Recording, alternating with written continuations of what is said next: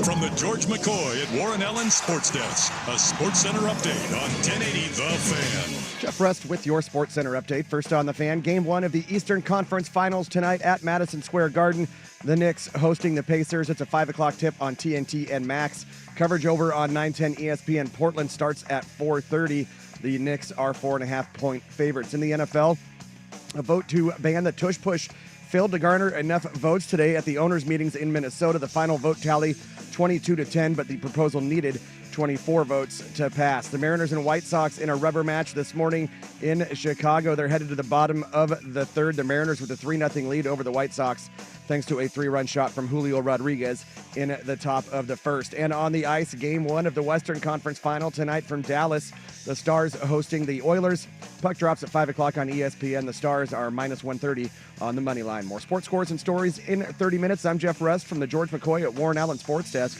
Hurt and missing work, insurance companies acting like jerks. Don't call your mom. Call George McCoy at warrenallen.com. More, please. Golf in the Northwest with Jason Swigart is back. Saturdays at 8 a.m. before the Sinner and the Saint on Portland's sports leader, 1080 The Fan. This is Danny and Dusty. Meringatang is going to be a thing. You're not coining anything new. With Danny Meringue and Dusty, the Fan Man Hera. I'll throw some monkey sounds in there and call it good. The old Danny Meringue pie? Danny and Dusty on the Odyssey app and 1080. Yeah, this is going to be awesome. The Fan. Good afternoon. Hey, welcome in. Happy Wednesday. Danny and Dusty with you. Indeed. How's everybody doing today?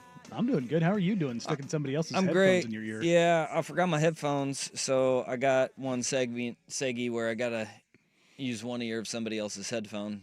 It's the inner ear one, too. Yeah, it's okay. I'll clean it off. We got wipes. I'm more worried about what's going in your ear. Oh, no, don't worry about me. Don't worry about me. I've seen who sits here. Well, over there, yeah. I mean, you got a bunch of filthy, dirty animals over there. Quite literally a dude named Dirt. Yeah, quite literally. When we were driving back from Central Oregon, we were going like right before Sisters. There is a road called Dusty Dirt Road. I mean, hey, there it is. And sure enough, you drive by that thing, it is a dusty dirt road. Like they didn't put any gravel on it. They just said, nope, this is what it is. Not just a clever name. Yeah, we're going to keep it this way too, damn it. And it looks like hell to drive on. And those roads, aptly named. You know what you're getting into when you take a right on old dusty dirt road outside of Sisters. Some of the most insane drivers I've ever seen in my life. My first couple of tours overseas, you end up driving in Shamal sandstorms. Like you just can't. Like I started thinking, I'm like, how can you see? He's like, I can't. I'm like, what do you mean? He's like, I just have to hope and pray the guy in front of me doesn't slam on his brakes. Driving on feel is not always a terrible. Wait, it's awful. That's not a good thing to do. I'm like, not what? Recommended. He's like, it's actually easier to drive at night. I go, what do you mean? Because we just go dark and we just throw on our nods. And I was like, oh, what's that? Night vision. Oh, but I was like, you don't really have great depth perception with that. In night vision, so it's. I'm like, how does that really work? You just hope for no traffic. But yeah, and I was just like, and so what happens if somebody accidentally flashes that light in your face when you've got your nods on? Another car comes on the road. It hits the brights. Yeah. Not good. Yeah, no, but I was just like, but I mean, we were going like 50, 60 miles an hour, not that far apart, and just trusting. I had I'm like, this is terrifying. I tried on some really cool night vision goggles, whatever, a while ago. They're not what they used to be on like Predator. Like they are black and white HD crystal clear now, and you're like, those are wild. Oh yeah. And they have sights that you can only see, so you don't get the red dot on you in the middle of the night. Yeah, it's called a PEC 15. It's the PEQ 15. only thing, like if you're wearing those night vision goggles, you can see that. And that beam is lit up. It is. Yeah. It's not like a little tiny. No. It looks that is crazy to me. It looks like a laser rope. And Yeah. it's there's no, and the way we use it is we use it for target identification. You still use it? Well, yeah. You do. But like if you're going into a compound, you're going into a facility building, whatever like that, and you've got guard post, you've got somebody out front, and you're trying to do identification, you go, all right, I'm on 1, I'm on 2, I'm on 3, and then you walk your way in.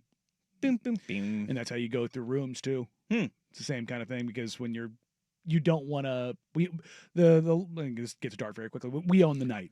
Oh, it gets dark very quickly, huh? Yeah, no, I mean, that was like the least dark thing that you said during that, Danny. Like, you just talked about, like, you go through this room and you go click, click, click, as if it was like, no big deal. Nothing here. And then you're like, but this is the dark part. Yeah. Well, no, I'm just saying. We own the night. No, I mean, that's, we do. And so we want to operate in the darkness because we have more control of the situation. That's right. 503-864-6326. That's a fan text line. We're going to brighten up this show because, boy, Danny really knows how to just drag this thing down into death. Hey, Literally death. This is a good question. Have you ever bought something you know is unhealthy for you, and you had several bites of it, and then you realize there's no way you're going to be able to control yourself from eating the entire thing? I just picked up a fresh-baked sourdough baguette, and had eaten almost half of the thing in just a few minutes. So I summoned up the courage to throw the rest in the garbage to avoid the temptation of polishing it all off tonight. Why'd you throw it away? Well, at that point, just finish it. I mean, yeah, everybody's been there. You start in on the half pint of ice cream, and you're like, well, I've gone this far into debauchery. Why not? And you just keep going. I wasn't expecting it to be about a baguette. No, the baguette's a pretty good call. Like, that's a lot of. I mean, I get it, but yeah, why you got to throw that? That's not. It's bread, man. Eat that bread. Eat that bread. I mean, it's not like a thing of Ben and Jerry's, that's what I'll do. Like, I'll get the pint of Ben and Jerry's. I'm like, I'll just go have a little bit. Nope, that's gone. Yeah. It's all gone. I did that with a little thing of Haagen-Dazs, chocolate and peanut butter the other night. I was like, ooh, that went quickly. We've talked about this. I'm not a real sweetsman. I'm a savoryman. But there is the grocery store has these lemon cookies that they're like soft bake. We know about you and your lemon bars. It's very adjacent, but it's like in cookie form. And my wife and I were at the grocery store, was it 2 days ago? And I saw them, and she just looks at me. She goes, no, no, no, no. I'm like, what? She goes, you'll eat the whole damn thing. And I'm like, where you just grab it off the shelf without breaking eye contact and put it in the cart. You're damn right. And you say, you're not the boss of me. Well, the thing, she wasn't mad at me in the sense of like, you'll eat the whole thing. She was mad in the sense that she knows I would get it and she would get none. Yeah. Not that I would be eating it all. Right. It was more of a selfish no, because she would want. She got to be faster. Yeah, see, I can't say that because then when she does it to me, you got to be faster. I get in trouble. And I don't like that. I mean, or you guys could just like go halvesies. Oh, no. That never happens. That's the thing. Nope. I will. Look, it's great because my wife doesn't listen. You cannot have a conversation with your wife. No. And she cannot have a conversation with you to be like halvesies. Oh no, she breaks the rules. So like I get her the mint chocolate chip ice cream, and then as you take it off the shelf, then you say, "This is not yours. It's mine." Oh, then I know. Then she guilts me because I'll go and hide it somewhere because I know if I hide it somewhere, she'll never get to it. And then she accuses me of hiding things, and I'm like, I don't hide it, and then I outright lie. But perfect example, we got the little thing of the Haagen-Dazs. She got her the mint chocolate chip, and she got me the. There's a marriage counselor out there just shaking their head at this entire segment, just being like, "This is healthy." But I got myself the New York cheesecake one, and I was like, I haven't had this in forever, right? So I put them both in the freezer, and she's like, "Hey, can you get mine out?" Because she likes it to soften up just a little bit. And I'm like, all right, cool. And 2 days go by, and I'm like, you know what? I'm going to go get my ice cream. Open it up. Not there. You have told a almost exact story about something else before, too. She's a sweets demon. Well, she's a thief. She looks at me, and she gives me the puppy dog eyes. She's like, I had a sweet tooth. And I'm like, no. And that's the thing is, in the freezer, I can't hide anything. Well, I need like a locked cabinet in my freezer. I don't know outside of a Thumbprint? conversation how you. Oh, how I've had you this. I've remedy had this conversation. She just says I can't help it, and she gives me the puppy dog eyes. I can't believe that you married somebody as impulsive as you are. It's great. Oh, man. your kids are going to be just impulse city, like all of it. Like you don't have a sweets impulse. You don't have that. No. You have other ones. Oh, yeah. You have the intrusive thoughts. Oh, that yeah, win. always. Win all the time. So either there's one of two things are going to happen. Your kids are just going to be like lobotomized somehow. Like they're just going to come out and have zero impulse of at their all. own, and they're just going to be like, yeah, whatever.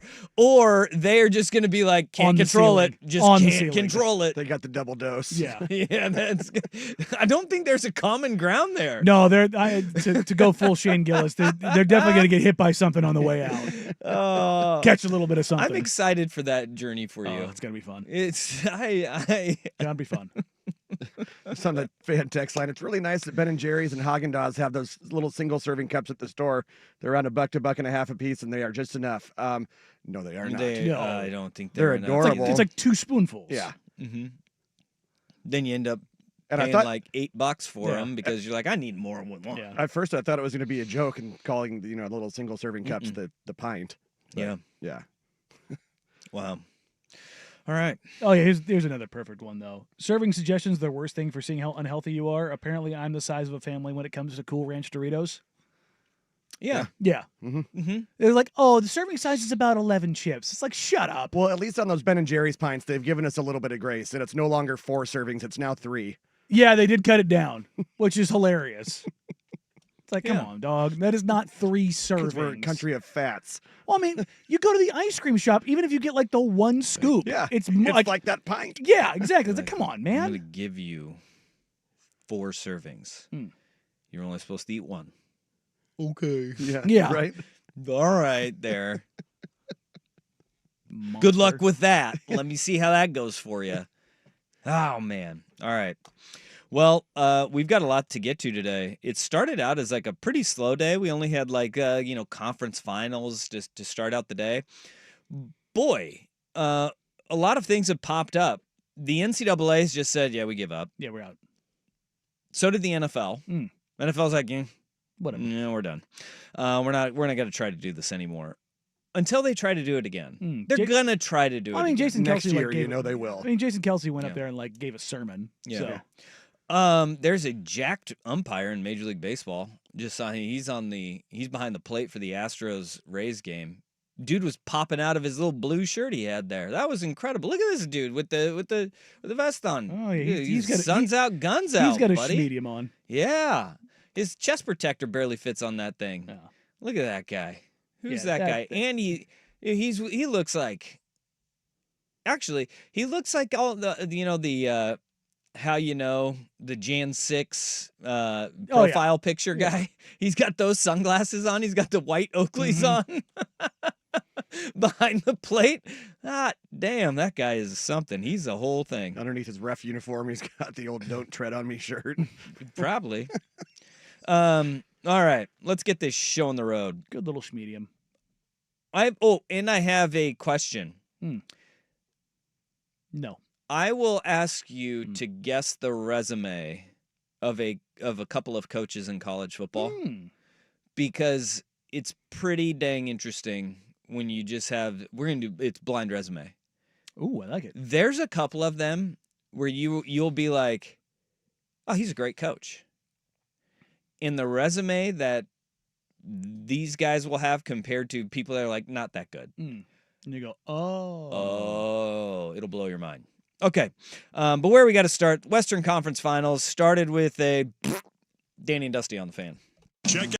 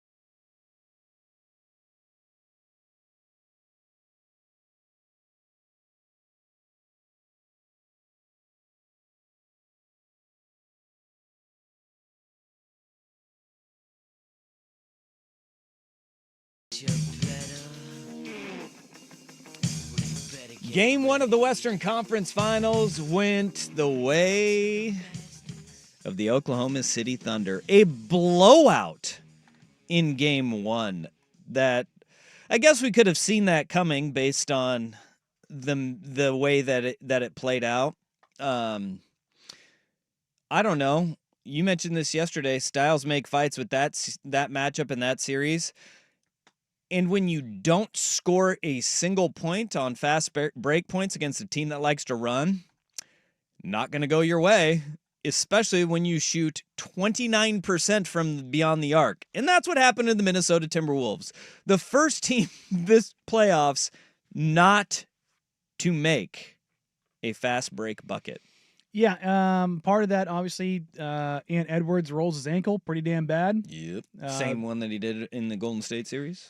Came back out there and thugged it out, which is good for him. We don't want to see him out for this series because if he's out, boy, this thing is cooked real quick. Mm-hmm. But Minnesota, man, they came out sloppy as hell, and thankfully for them early on, Julius Randle could not freaking miss. He was great in the first half. He was 5 of 6 on his first 6 threes. Problem is, nobody matched him. I mean, I talked about, who the series matters the most for, who a win would matter most for, and I said Rudy Gobert. Rudy Gobert was cheeks. He was bad. He was, it was unsalvageable. And the number of times I saw him try to grab a rebound with one hand where it got knocked away, it was just bad. And then Dante DiVincenzo, the guy you brought up, was absolutely horrid. Yep. Horrid. Not only was he missing shots, just dumb mistakes. Well, in back-to-back series, the Minnesota Timberwolves score only 88 points. Again. And if you look at it, this postseason, we went over this after the Golden State egg that they laid, that they have their season low in the regular season was 93 points. They have now scored 85 points in the Lakers series, loss. 88 points in the Warriors series, game 1, loss. 88 points again, game 1, Western Conference Finals, loss. That does not mean that Minnesota is done and Oklahoma City is going to run away with this thing by any means. They lost game 1 against the Lakers 117-95. Or they won that game 117-95. Then they lose 94-85. Okay? The Warriors series, they lose 99-88. The Timberwolves are a professionally unserious team. They will when it's not there, but they're also with the playoffs, there's this element of if it's not there, who the hell cares how much you lose by? I mean, it's they got decimated in the second half. They scored 40 total points. Meanwhile, the Thunder put up 38 in the fourth quarter alone. The way that third quarter went, the fourth quarter they went, yeah, okay, we're not going to win this game. Yeah, we're out. And that's when the only way that they were going to start getting themselves back into it is if they were hitting threes. They did not hit threes, and then they just said, all right, we're going to pack it in. We're done. There's no need to roll Ant Edwards out there and hurt himself even more when the game gets out of hand. So you only play Ant only 37 minutes. But he pulls the ripcord a little bit early in that one. You save Gobert's minutes. You save McDaniels, and you say, we're going to live to fight another day. And I'm okay with that. Oh, no, when it's cooked, it's cooked. But the reality is, when you have now each series of the playoffs that you've played in, monumentally poor offensive performances, you've said this since like game 1. I can't trust them. No. And you can't. No, there isn't a team in the playoffs that has a wider scale of, oh, wow, to, oh, wow, than the Timberwolves. Because at their peak, when Ant Edwards and Dante and Nas and Jaden and Gobert and everybody's cooking, they can beat the crap out of you. Yep. They can beat you from outside. They can beat you inside. They can beat you in transition. They can beat you in the half court. They can just beat you. But my God, there is not a team in the playoffs that takes a bigger shotgun to their own foot than the Timberwolves. Yeah. And you just watch, and that is like, it's so weird because the Timberwolves, that has been their franchise identity forever. It's the Timberwolves. Yeah. And it's like, and it doesn't matter what era it is. It's the same thing with the Kings. And that's why I kind of joke, when you're out on Monday, we were talking about conspiracies in the NBA and, the Donaghy stuff and what happened with the Kings. And I jokingly said that the NBA can't let the Kings actually win because then they might get out of their own dysfunction. And the Timberwolves, it's not just this team. They have to exercise the demons of the franchise. And that is a tough thing to do because somebody somewhere is always telling you, yeah, you're the Timberwolves, man. You're the Timberwolves. That's a lot to overcome. And it's more of this existential thing than anything else. Yeah. And it's not the end all be all, but that's always something there. You know what I mean? Yeah. And it's very interesting to kind of watch that because everybody, when we talk about OKC, what do we talk about? Oh, they're always on the way up. They're always on the way up. Because when they got to OKC, they got KD real quick when he moves over there in Seattle and they're on the way up. And so they've always been a team that's ascending. Meanwhile, Minnesota is always the team that can't do it. And so you get these norms that are kind of attached to you that you kind of have to beat, where if OKC falls apart in a game, you go, well, they'll figure it out. Minnesota falls apart, you go, oh, here we go. Because the ties that are associated with that. And I've always been interested in those. I think Portland's kind of in that same boat where they're always the bridesmaid. You know what I mean? There's so many times they're the second best team in the league. And you look at Minnesota and it's the biggest question I have about Ant Edwards. Can he lock in and be the guy? And he's still young. And it's not if he doesn't win now, he's never going to do it. We're not going to do the same thing we did with him with Tatum and Brown. My God, it was so dumb. They've got to figure it out. It's just one game, but I'm worried about the ankle. Yeah, I'm worried about the ankle too, but these games are going to start getting further apart when they have to travel. Thankfully. And that's going to help. Yeah. And if they don't win on the road, that's okay. It puts you back against the wall. It does suck, though, when you go and watch the film. You held J-Dub and Shea to 37% shooting. Yeah. And you got smashed. Yeah. You got smashed. Now, big part of that is, it's not the only part. The foul baiting stuff, man, with SGA is bad. It's reached Harden-esque level proportions. Yeah, it's got to stop. He doesn't need to. He can get to the free throw line without it. Generating free throws is a real skill. Him and Jalen Brunson, hell, Dame, Harden, they're good at it. You don't need to do that. The one that I had to review when he tripped Jaden McDaniels and then he just fell and threw his arms in the air and he got a foul out of it. And you're just sitting there going, what the hell are we doing here? It happened 3 times last night And I don't understand what the review process is like if they're saying, yeah, that's a foul. I honestly don't understand how the flopping continues to get rewarded because that's the whole purpose of the review. Yeah. It's the refs, the league have got to come together and be like, you've got to tell him to just get up. Yeah. Give him the signal. Or just get up. Stop giving him calls. Yeah, that's what I mean. You don't give him the call. Don't do it. You just go like this. Get up. Yeah, that does need to stop. Bronson better not do it tonight because he's going to get the same hellacious treatment that SGA got. He got absolutely murdered last night. For good reason. But did he, though? Oh. Because Twitter's whatever. But it didn't seem like Michael Malone didn't seem to agree with that. Former Nuggets coach. And then Shai Gilgeous-Alexander. He showed why he's the MVP. He took over in the second half. He did take over because he was 2 of 13 in that first half. And that's what I'm saying. He's good. I know. He's great. He's going to win an MVP award tonight. Yeah, they're giving the MVP up tonight, and it's going to be him. Yeah. But at the same time, he doesn't get criticized by the people that have the biggest voice. Twitter's one thing. You saw a lot of players last night, too. That's fine. I mean, but Twitter, the reality is everybody isn't on Twitter. And the majority of people are watching the game, and they're not really talking about it during the broadcast. Well, they aren't. They'll never talk about it during a broadcast. Well, they should. They should. Yeah. They should talk about it when they're talking about SGA.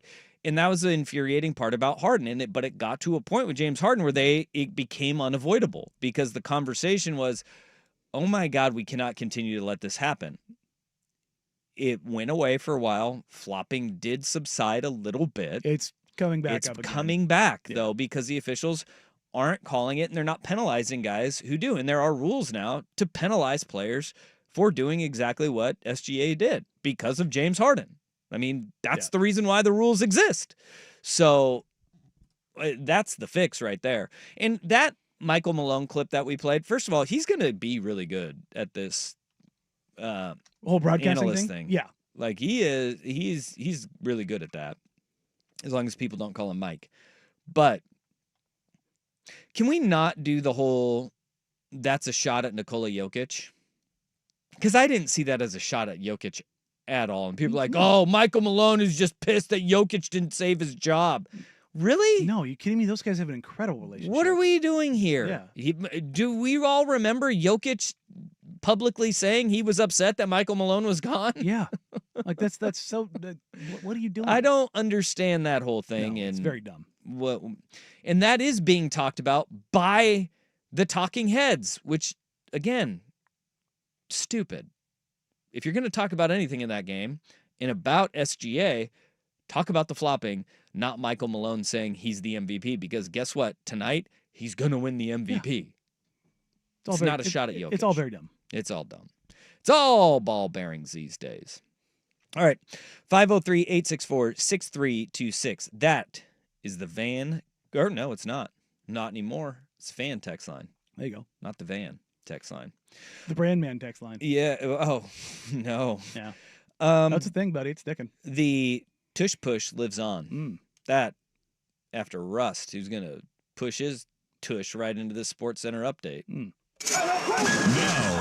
Now, from the George McCoy at Warren Allen Sports Desk, a Sports Center update on 1080 The Fan. This update brought to you by Laurelhurst Market, Steakhouse, and Butcher Shop, a great spot for any occasion. And don't forget, you save 10% on your Butcher Shop order when you dine in. Menus and more at laurelhurstmarket.com. First on The Fan, Game 1 of the Eastern Conference Finals coming up tonight at Madison Square Garden. The Knicks hosting the Pacers. It's a 5 o'clock tip on TNT and Max. Coverage on 910 ESPN Portland starts at 4:30. The Knicks are 4.5-point favorites.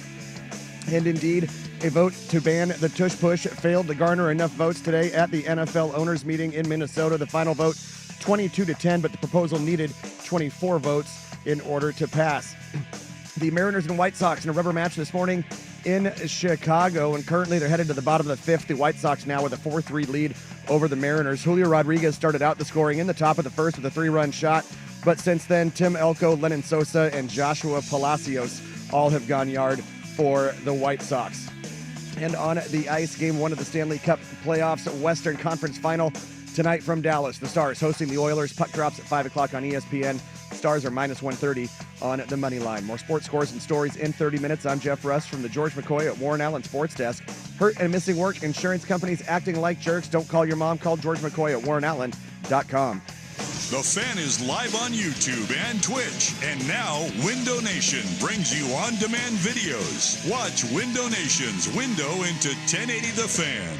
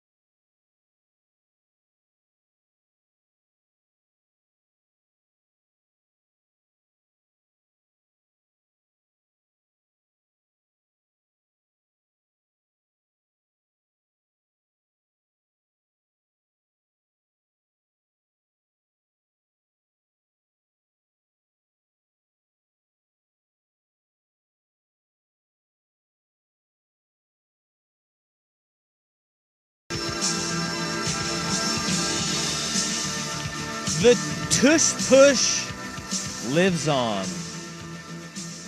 We will be able to watch short yardage plays continue to be dominated by the Philadelphia Eagles. No cap. Owners in the NFL voted today on the potential ban of the Tush Push, and they said, not so fast, my friend.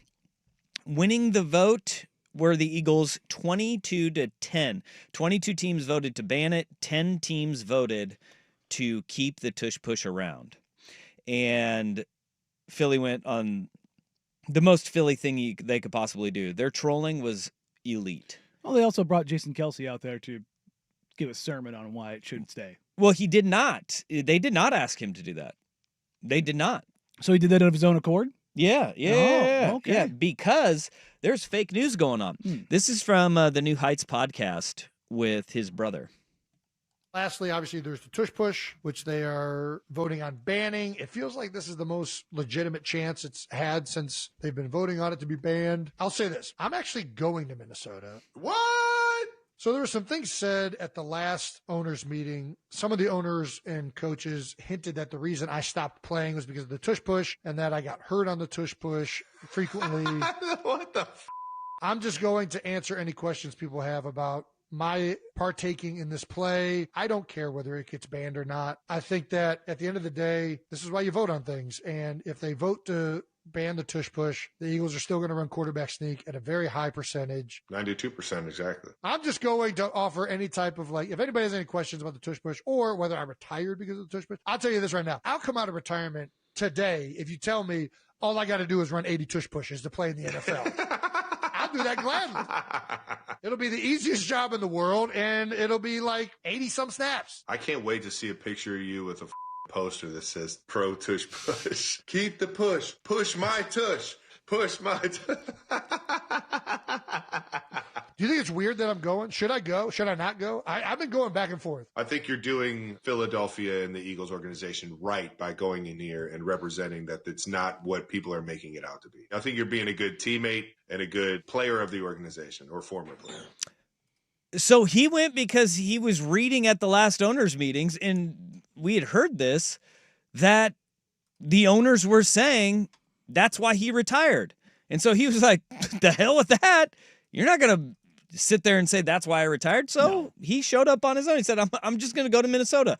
I'm going to go, and if they have any questions about it, they can ask me about it. But look, they were talking out of turn because that's not why I retired. Yeah. He was just done. I don't know. Watch the Kelsey documentary and see that he was an absolute disastrous final year. Walking around with acupuncture needles in his ankle, and he's like, I'm probably not supposed to be doing this. And his ankle is, the size of a watermelon. And you're just like, what is going on here, dude? Yeah. Yeah, it's not the Tush Push. That's just the wear and tear of offensive linemen. Yeah, but that play's going to stick around. I don't take any issue with that play being in. I'm neither pro nor anti. It is. Just stop it. And if everybody could do it, they would. And you have the opportunity to spend time on it and perfect it. And that's exactly what Philly does. Yeah, and then they have the perfect personnel to run it. That's the issue. Like the team that is basically second in every other category as far as like the Tush Push run is the Buffalo Bills. Like the Eagles, I want to say they've run it 92 times or something like that. Mm-hmm. And they've been successful on 85 of them. Well, interesting you say that. Buffalo was one of the teams that voted to ban it. Which is weird. Well, they're probably voting to ban it because they were number 2 in basically everything. But they were well behind the Eagles in success rate. Mm-hmm. It's not like they don't have, they've got a monster quarterback. They've got a pretty good offensive line, but it's not the same because you don't have a quarterback who can squat 600 pounds. Well, and this is the interesting part. The other teams in the AFC East, the Dolphins, Patriots, and Jets, all voted to keep it. Which is weird. Because if Buffalo's the second most successful, you would think they would be the ones saying, no, get rid of this thing, let's ban it. But they're like, whatever. But they opted to keep it. Here are the 10 teams that voted against the proposal. The Eagles, Ravens, Browns, Lions, Jags, Dolphins, Patriots, Saints, Jets, and Titans. Those are the 10 that voted to keep the tush push. You can draw a lot of lines to why. Detroit, Dan Campbell's the coach. Yeah. He's a meathead. He is a football guy through and through, and he is well, stop it then. Yeah. The same can be said for John Harbaugh in Baltimore. And you also take the New York Jets' new head coach is Aaron Glenn. He was the defensive coordinator in Detroit. Who's the head coach of the Patriots? Mike Vrabel, meathead. Mike McDaniel Mike McDaniel in Miami. He is a guy who's like, dude, just stop the play. Yeah. Like that's your job. Just stop the play. And then obviously the New Orleans Saints voted to keep the tush push in. Kellen Moore was the offensive coordinator just last year. I am a little bit surprised that the Colts and the Cardinals didn't vote to keep it as well, because those are two former coordinators of Philly that they got their head coaching jobs because, in large part, the success of that play and the Eagles organization. Remember, Sirianni said, I'm counting on some guys. Yeah. And he got most of them. He didn't get all of them, though. He got a lot of them, but you can draw the lines and just say, look, there is a direct correlation to Cincinnati or Tennessee. I don't get that one. Brian Callahan he was at Cincinnati before. I don't know why Tennessee, maybe that's going to be just their offense next year. They're just going to be like, tush push. Yeah, that's what we're going to do. Push my tush. That's right. Push my tush. Thank you, Travis Kelce. New drop to the show. Travis Kelce. Push my tush. That's a Jeff Rust update theme song right there. You usually got to pay extra for that. You do, maybe sometimes. Maybe sometimes you do. Did you see the tweet that the Eagles put out after? No, I didn't. Oh, it was fantastic. It is Jalen Hurts lining up under center, getting ready for the tush push against the Green Bay Packers, who proposed the rule change. And they tried to walk it back a little bit. And all the tweet says is push on. Love it. Well, Push and on. now there's rumblings and reports that it was the league that actually went to the Packers and asked them to begin this proposal. Yeah, that's a likely story. Because they said that they didn't want to put it on any one single owner in the league to start this push. Oh, so they're putting it on the entire Green Bay community. Yes. I like that theory. That's a good theory. And look, if you want to know anything, like the players, the Players Association voted for the ban to go into place. And there have been a lot of people very outspoken about the dangers of the play. The reality is, it's no more dangerous than any other football play. If anything, I would say it's less dangerous because it's such short yardage and short impact. You're going low. You're pushing people. Yeah. It's more of a rugby scrum than a football play. Yeah. Just stop the damn play. Yeah. How about that? That's why, I'm not a huge baseball fan, but I don't like that they banned the shift. It's like, if you don't want to, if you don't want the other team to do the shift, learn how to hit the other way. You're a professional baseballer. That's really hard to do when guys are throwing 100, though. But I understand that idea. I get same sentiment. It's just to me, it's dumb to legislate out a play that works a lot and really well. Well, and the Eagles do it the best, and they also do it the most. Since 2022, they've run the tush push 108 times. The Bills are next, as you mentioned, 55. The third team to utilize the tush push the most, the Chicago Bears, 16. Teams don't like it because they've got something that they're really good at. That's what it is. Yeah, I mean, I don't get it. You have a quarterback who has a very unique skill set. A lot of people said once Jason Kelce retired, the tush push would be gone because it'd be ineffective. No, they coach it. They teach it very well. They have a quarterback that is insanely strong. That is like, all right, hey, this quarterback can throw the ball too far. We're not going to let him throw the ball more than 50 yards. 50 yards. Yeah, can't do it. No. Josh Allen, Patrick Mahomes, their arms are way too powerful. No, it's unfair because other guys can't do it. Stop it. Yeah, Shohei Ohtani hits nukes too far. Yeah. Like, no, what are we doing here? Steroids. But that's crazy for a play that, according to the NFL research, do you know the percentage of plays last year that were the tush push in the NFL? 0.01%. 0.28. There you go. Yeah. 0.28% of plays were the tush push, and they're like, yeah, we need it out. But the problem is the Eagles are so good at it that it just pisses everybody off. Well, deal with it. Figure it out. Stop it.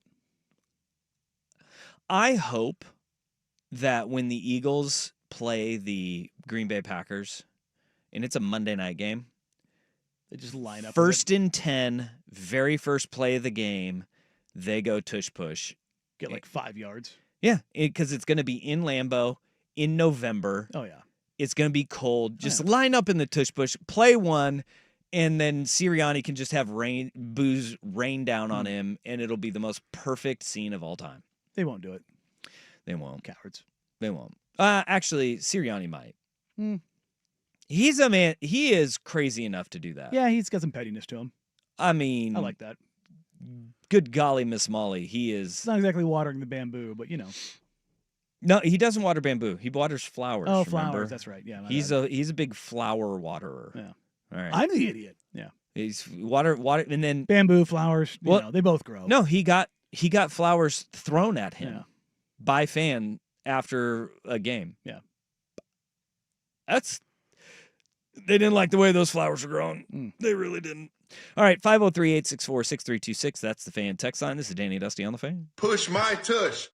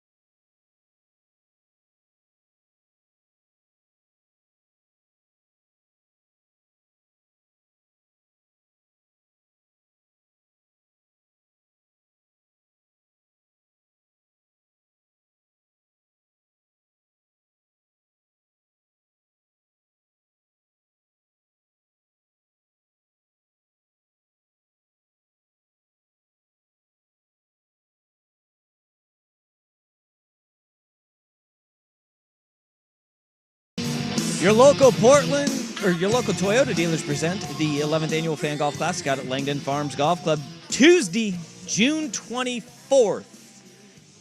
Buckle up. We are just over a month away. Buckle up.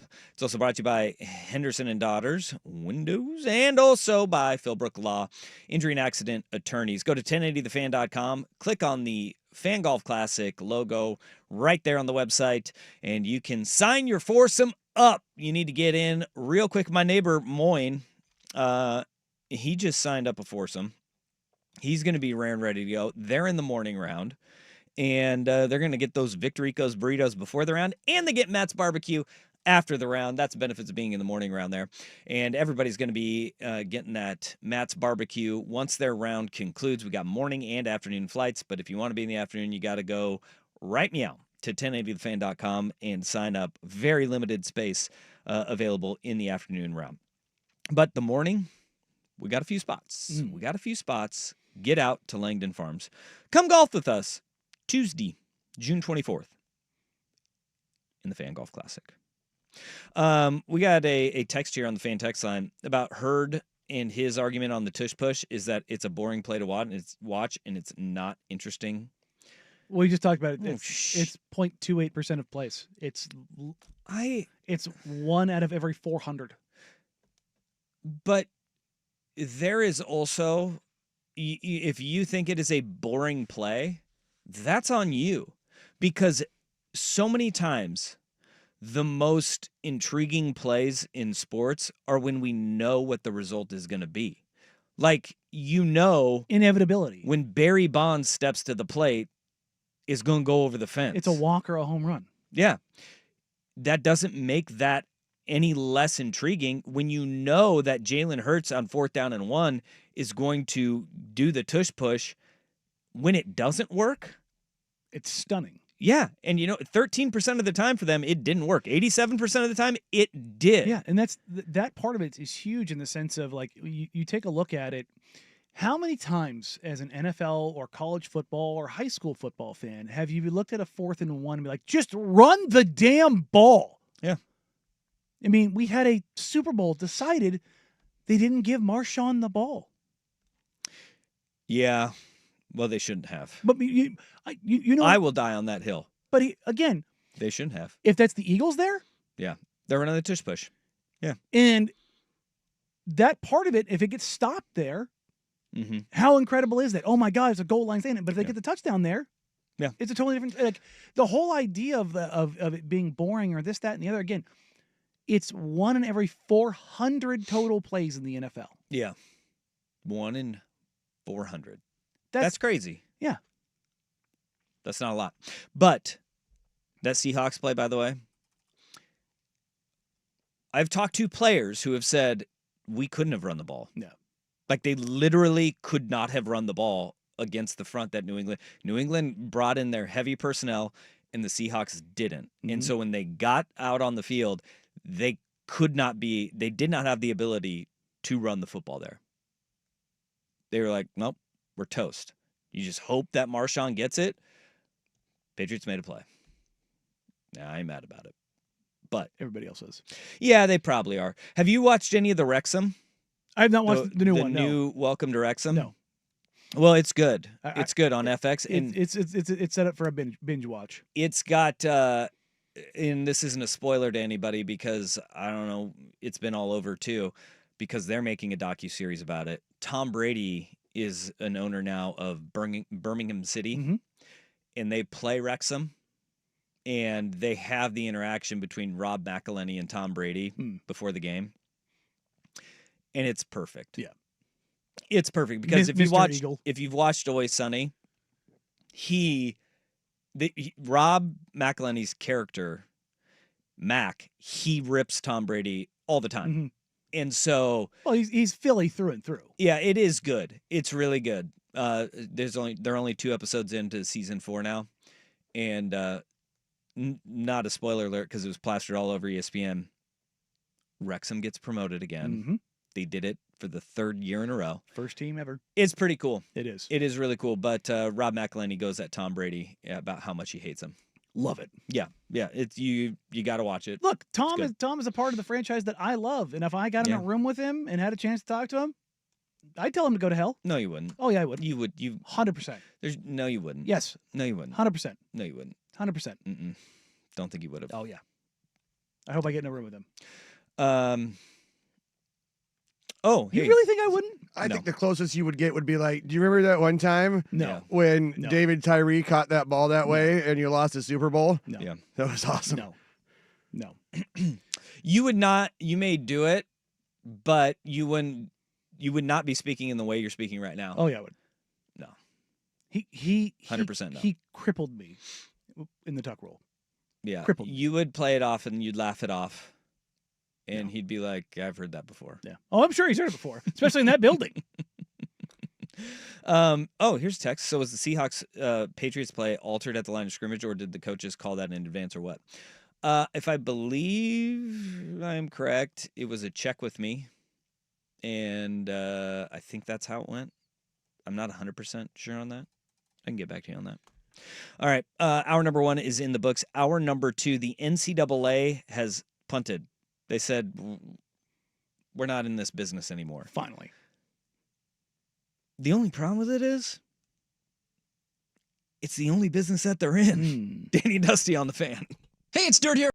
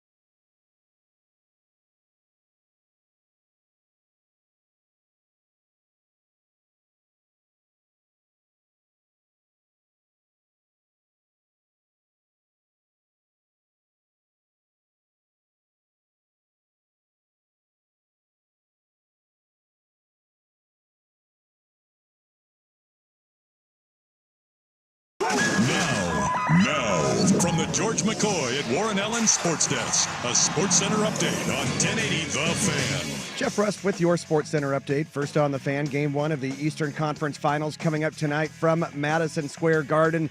It's the Knicks hosting the Pacers. 5 o'clock tip on TNT and Max. Coverage on 910 ESPN Portland starts at 4:30. The Knicks are 4.5-point favorites.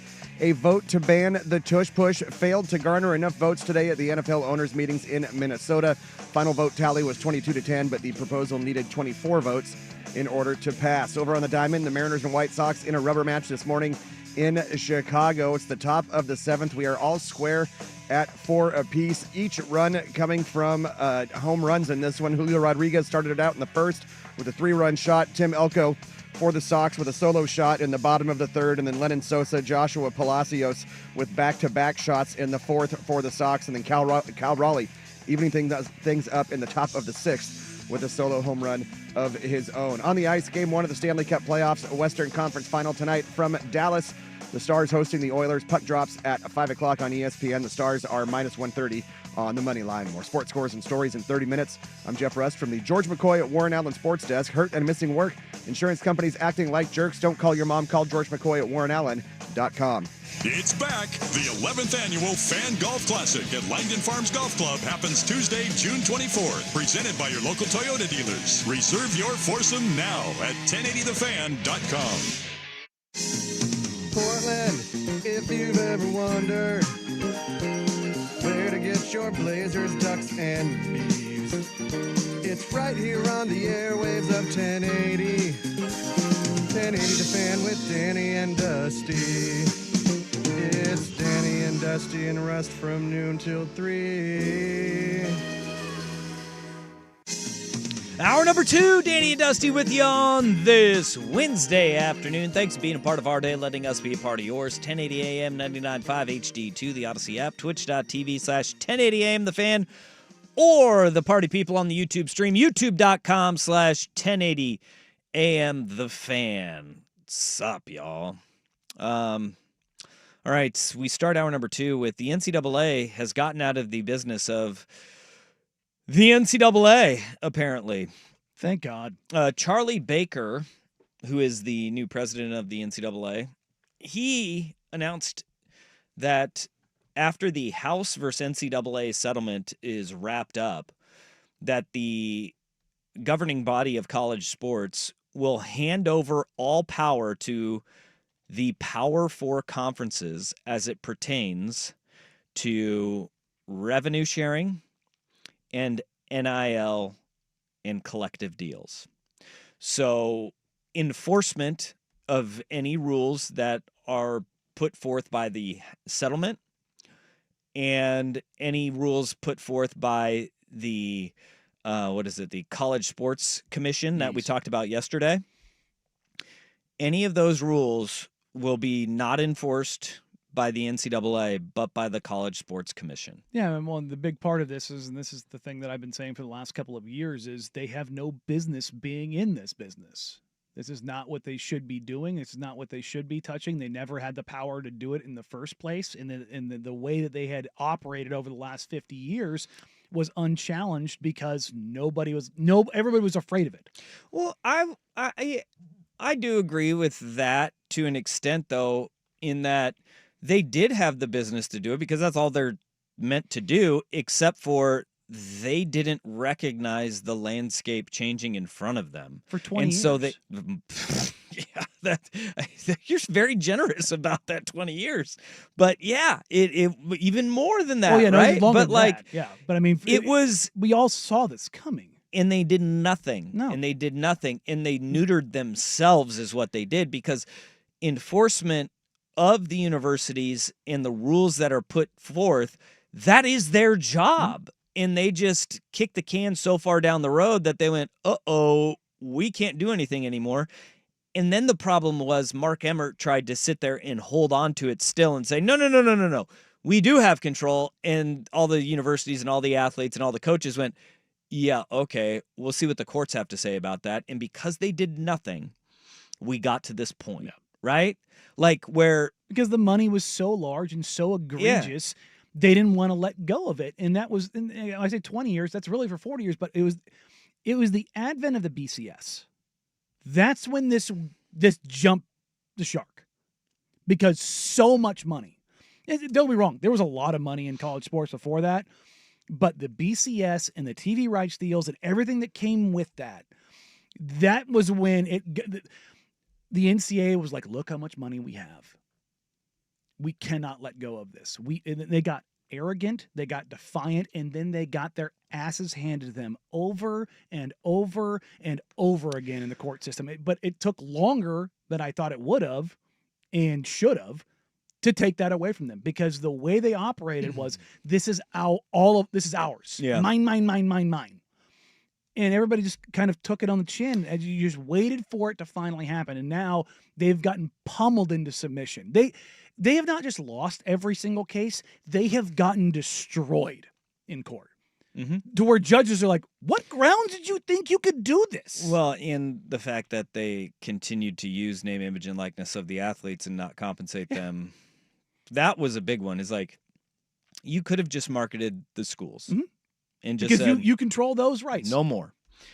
But when you were continually marketing athletes over and over and over again, and then saying, well, you can't do that for yourself. Yeah, that's illegal. And that is where they lost all their power. Like the College Sports Commission that is being created is exactly what the NCAA set out for.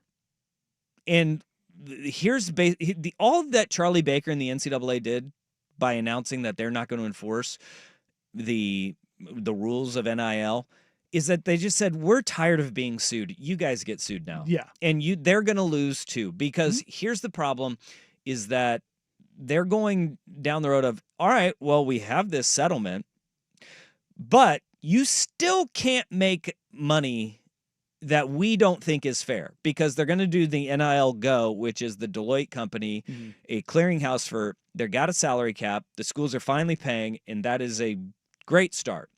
But with the College Sports Commission, they're going to have that clearinghouse called NIL Go, where if you get any NIL money outside, it will go to a third party. And what's going to happen is that third party is going to say, no, that's too much money. Or, yeah, that is fair. That's a good deal for you. And you can get that NIL deal. And then they're going to get sued.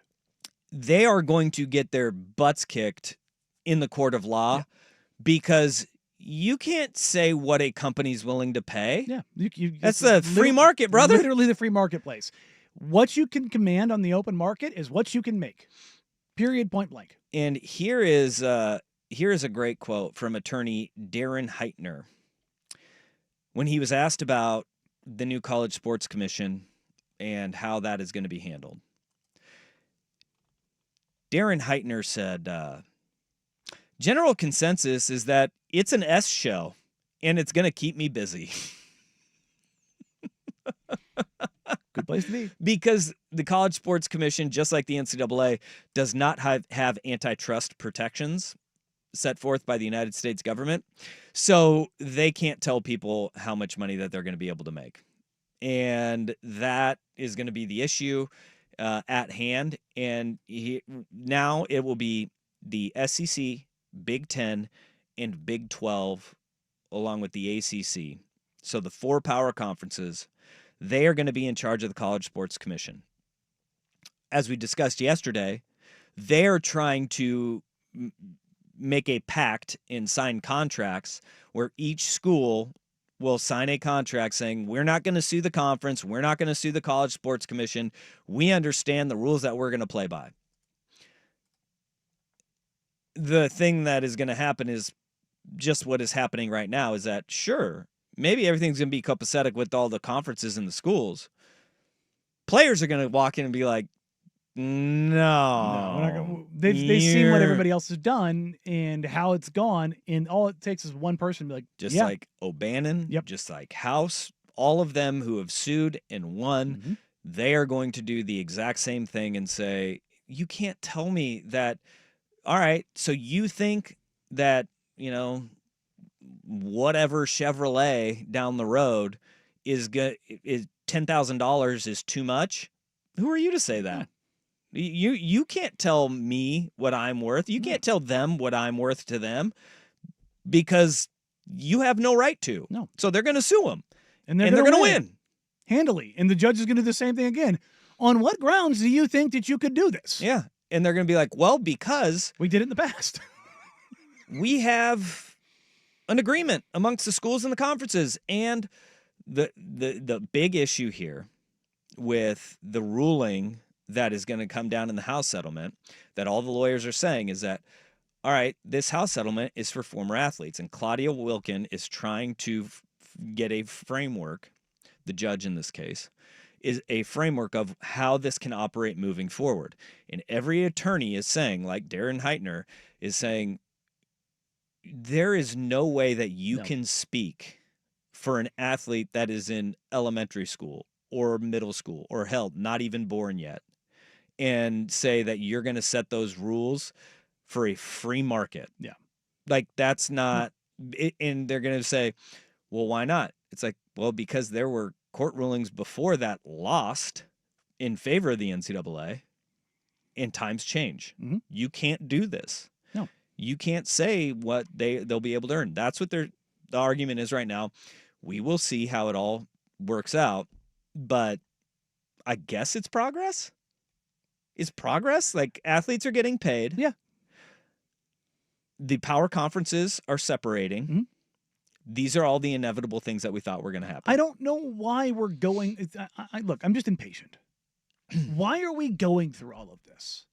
Why are they setting up these things that they know they're going to get sued for? Why do you just not hand it over to them and go to the super conference and just let them do what they're going to do? That's what they are doing. I mean, they're saying, all right, we're handing it over to you guys, and now you guys figure it out, because they are the ones with the most power, and they're the ones that can control it. But I'm saying, like, we're going to go with this whole clearinghouse thing. Like, why are we doing that? We don't need to do this. We know what the legal statute's going to be. You know they're going to lose. So why are we going through this step? Well, they are, because we have the schools that are opting in and opting out right now, and that's the big one. Like, it's all just, these schools that are in, they're opting in now, and so it's also dumb. They need to draw the line of who's playing ball and who's not. Yeah, they're finally doing that. That's good. It's progress, but it's Sisyphean progress. You're pushing the boulder back up the hill to have it roll back over you again. Well, so what is the fix in your mind? Push all the way through. And do what?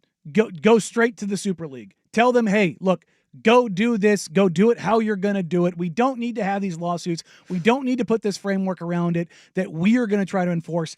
Have the haves be the haves. Have the have-nots be the have-nots, and just get it done with. Well, that's what they're doing. They're adding steps to the process, though. Like, you're doing this thing that you know is going to lose. Yeah, and that's the thing, is that, so you're just saying get the third party out of there. Just get them out of there already. Just don't, like, find whoever's going to be in. Have everybody, like we talked about this yesterday with the state of Tennessee and the Bills and the College Sports Commission and how they're going to, just go down that path. We don't need to take the detour to get to the ultimate destination. And that therein lies the problem, though, is that the haves even say we need to have this in, so it doesn't get, so we don't have some kid making $35 million to come in 1 year. They don't like the idea of that, right? They just don't. Just like the NBA and their salary caps, there's only so much that you can go to. But here's the problem: is that they're going about it in the wrong way, in that they just need to ask for antitrust protection. Yes, and if they get it, then all of a sudden things change. Then it becomes collectively bargained and all that. But then you open up that same can of worms. If you don't get it, all of a sudden it's like, well, we're just putting a bunch of rules in place that aren't going to. Yeah, that's what I mean. We're doing unnecessary work. Yeah, I agree with that. It's like why are we? It's like somebody somewhere. Look, Andrew Brandt. They're well-be lawyers. It's like they just wanted to make sure they got some billable hours. Yeah. So yeah, this is going to be a big issue, folks. It's going to be a big old problem. We got a lot of feedback on this. I want to get to that on the other side of this break. Plus, I have a question for you. I'm going to give you a couple of blind resumes. Oh yeah, and it's pretty incredible when you think about it, because there's some coaches that we really prop up that in the world of college football, name recognition, baby, that you go, when you compare them to some of the guys that don't get the same love. We get crapped on, or that get crapped on, and we crap on them. All right, Danny and Dusty on the Fan.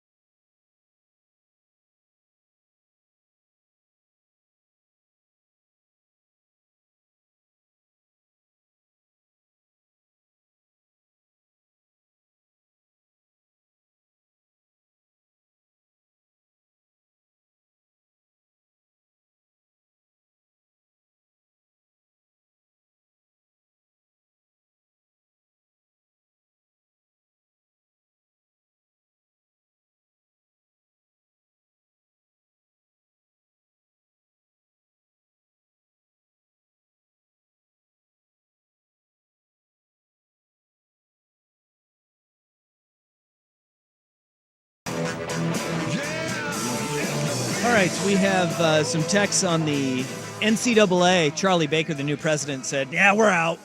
No, we're good. We're not going to try to enforce this anymore. Ceding all control of NIL and really everything that goes on with in the salary cap that's going to be put in place. Just taking everything and saying, Power 4 conferences, you guys just play by your own set of rules. We're done. And this is going to be a mess, and it will continue to be a mess. But they're trying to put some guardrails up. And the transfer portal is going to be a big one, too. By the way, that fight, just starting. Years of eligibility, that fight, just starting.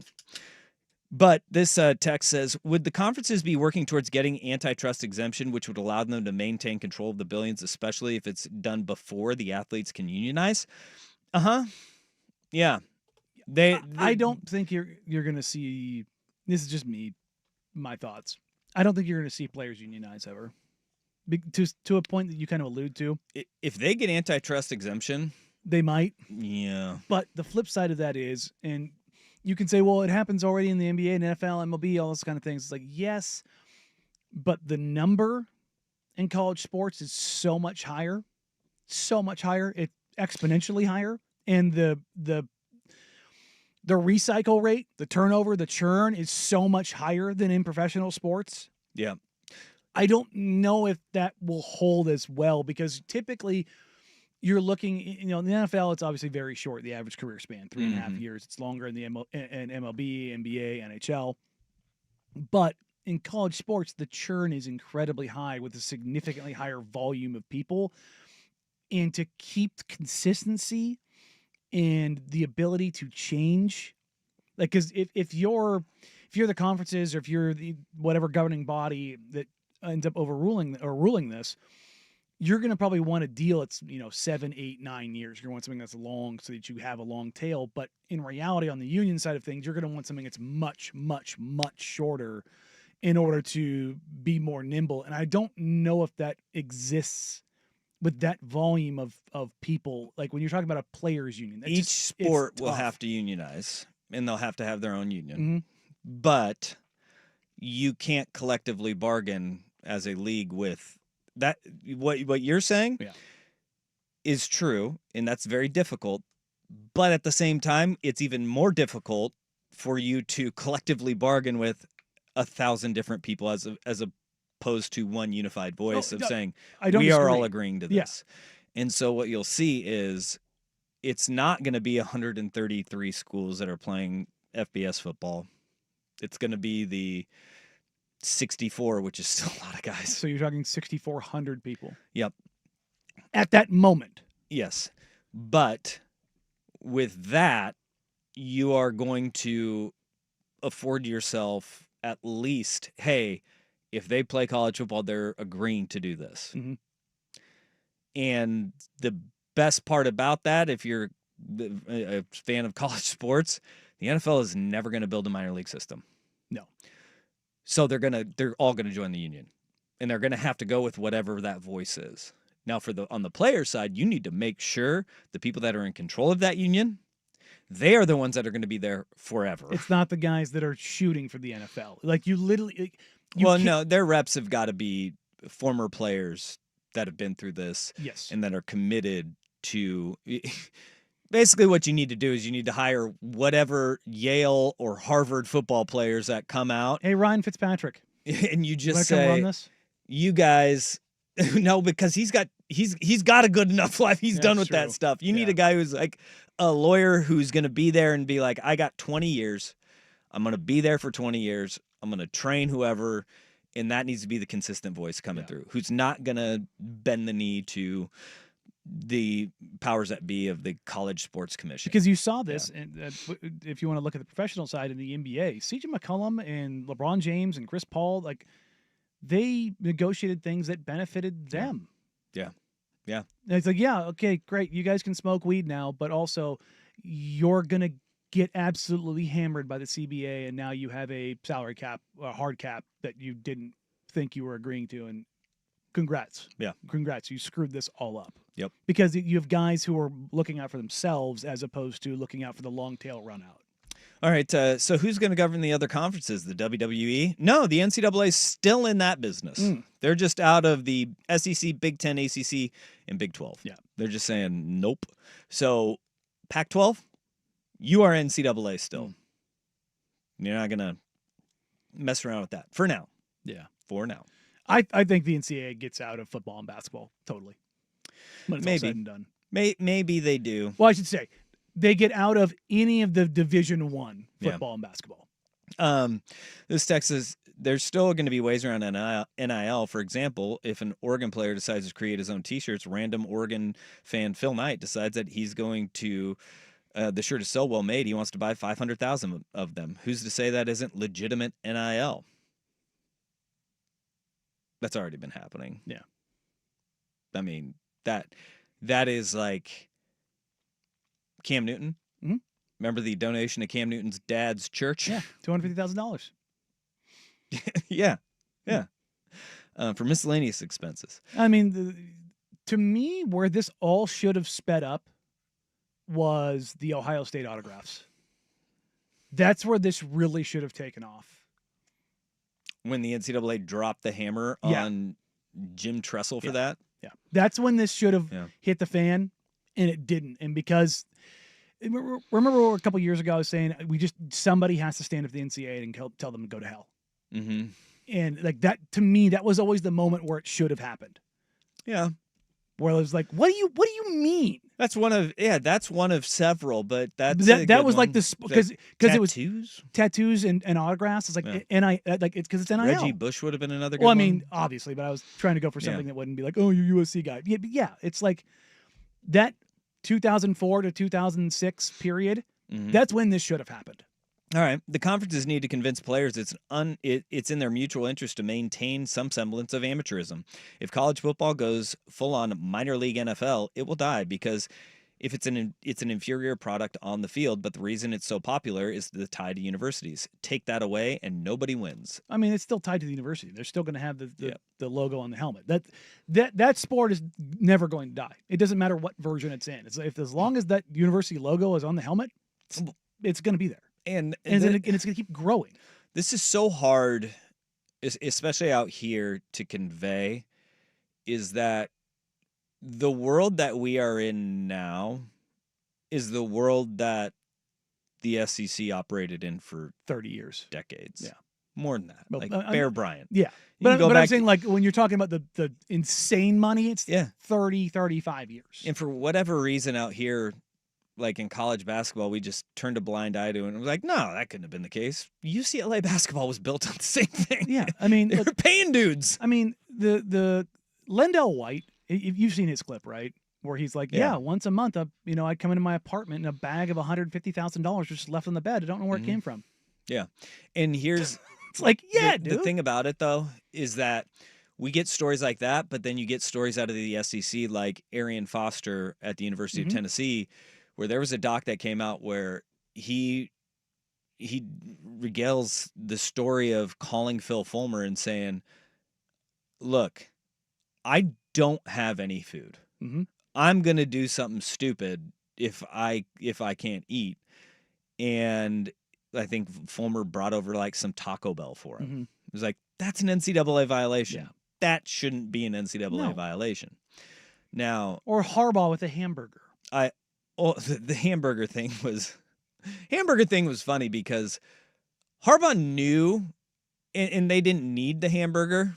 He just went and he bought him some, and now that is totally within the rules. Yeah, like you can go and. But the fact that it wasn't just speaks to how stupid it was and how arbitrary all of the rules and enforcement. They were making it up as they went. There was literally, in this story was well documented, but.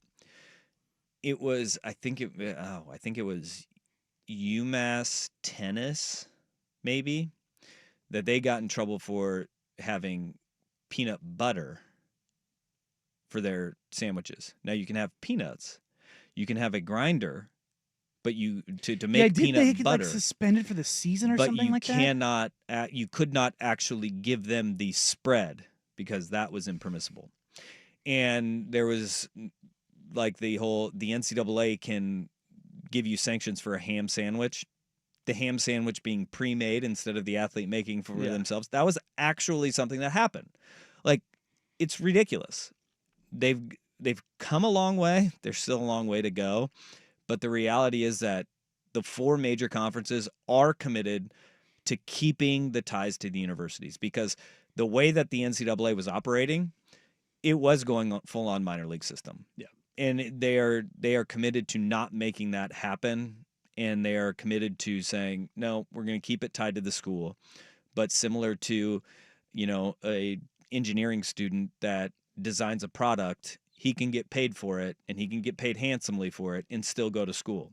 Athletes couldn't do that. Now, most of the tech bros just drop out and they make their billions, right? But they have the ability for the athletes to just keep on going to school and keep playing. Yeah. And that's okay. That's okay. Totally fine with it. Because Harvard is still going to take credit for Mark Zuckerberg. Mhm. And what was it? Bill Gates, too. Like Mm-hmm. they still take credit for those guys. Yeah. They dropped out and said deuces. Hey, We gone. Natalie Portman got her degree. Yeah. See? Just some There you actress. Just some actress. Yeah, Yeah. no big Nothing. deal. Yale, right? Yeah. Or is she Harvard? I think it's Harvard. Harvard? Yeah. Good for her. Chemical engineering? Molecular engineering? Damn. Yeah. Be that hot and that smart. That's not. If you're gonna be that good at something, you should not be allowed to be that hot, Trust me, it's a burden. right? Yeah, I know. Yeah. We should ask him first. Like if you're gonna be that good at something, you need to be an uggo. It's a lot of weight on these shoulders. So it's a lot of that needs to be a sacrifice. You need Push to be my tush. 100%. So there you go. All right, coming up next, time for our worst day on the web. And look, we're going to head back to Florida because Florida is the state that just keeps on giving. Would you like to have a cool, a lot cooler if you did, male person, as it were? We'll get to that next here on our worst day on the web. But first, it's Big Canoe Sports and Update. Push my tush. Have some of your tasty beverage to wash this down. Now, from the George McCoy at Warren Allen Sports Desk, a Sports Center update on 1080 The Fan. Rust with your Sports Center update. First on the Fan, Game 1 of the Eastern Conference Finals tonight at Madison Square Garden. It's the Knicks hosting the Pacers. 5 o'clock tip on TNT and Max. Coverage on 910 ESPN Portland starts at 4:30. The Knicks are 4.5-point favorites. Thunder point guard Shai Gilgeous-Alexander, surprise! He's been named MVP of the league. He led the league with 32.7 points per game on 51.9% shooting. A vote to ban the Tush push failed to garner enough votes today at the NFL owners' meetings in Minnesota. Final vote tally 22-10, but the proposal needed 24 votes in order to pass. The Mariners and White Sox in a rubber match this morning in Chicago. It has been a back and forth affair. Top of the 8th now. The Mariners leading 6-5 thanks to a Leody Taveras 2-run home run here in the top half of the 8th. And on the ice, Game 1 of the Western Conference Final tonight from Dallas. The Stars hosting the Oilers. Puck drops at 5 o'clock on ESPN. The Stars minus 130 on the money line. More sports scores and stories in 30 minutes. I'm Jeff Rust from the George McCoy at Warren Allen Sports Desk. Hurt and missing work, insurance companies acting like jerks. Don't call your mom. Call George McCoy at warrenallen.com. Jump back to earlier parts of your favorite fan shows on the Odyssey app. The only way to rewind Portland's sports leader, 1080 The Fan.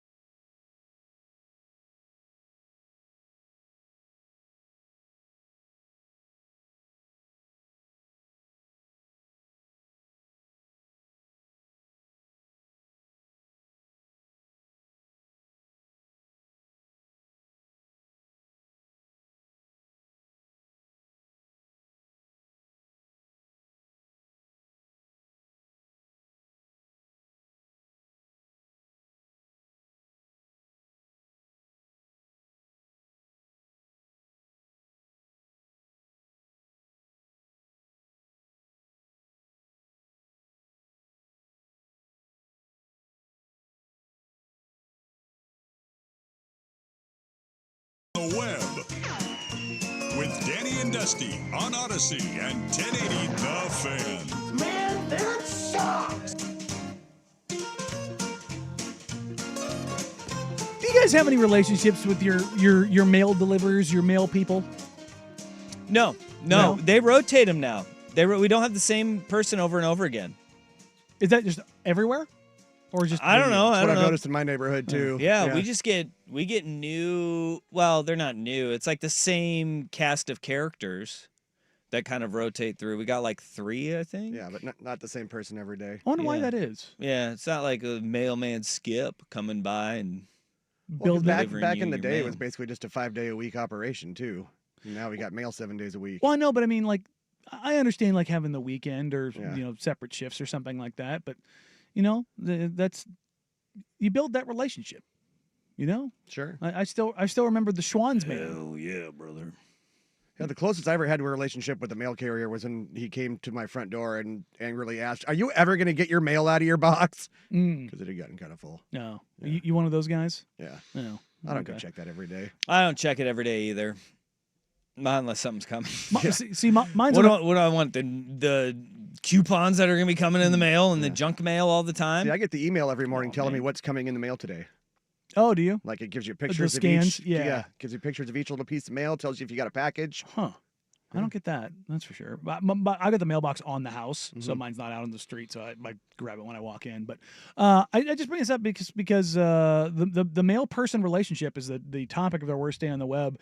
A 33-year-old USPS employee, Cataline Dye, was arrested on April 12th after getting a DUI charge after pounding vodka at a house party when she was dropping off mail in Florida. There we go. There's Florida. Florida, baby. Florida coming in big for us. Let's go. Wow. Not surprising. She was found driving the wrong way in traffic. Yeah. Oh. Yikes, dog. Okay. So she was hammered drunk then. Mm-hmm.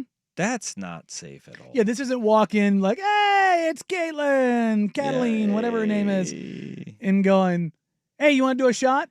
Yeah, no, she was there for a minute. She was there. Look.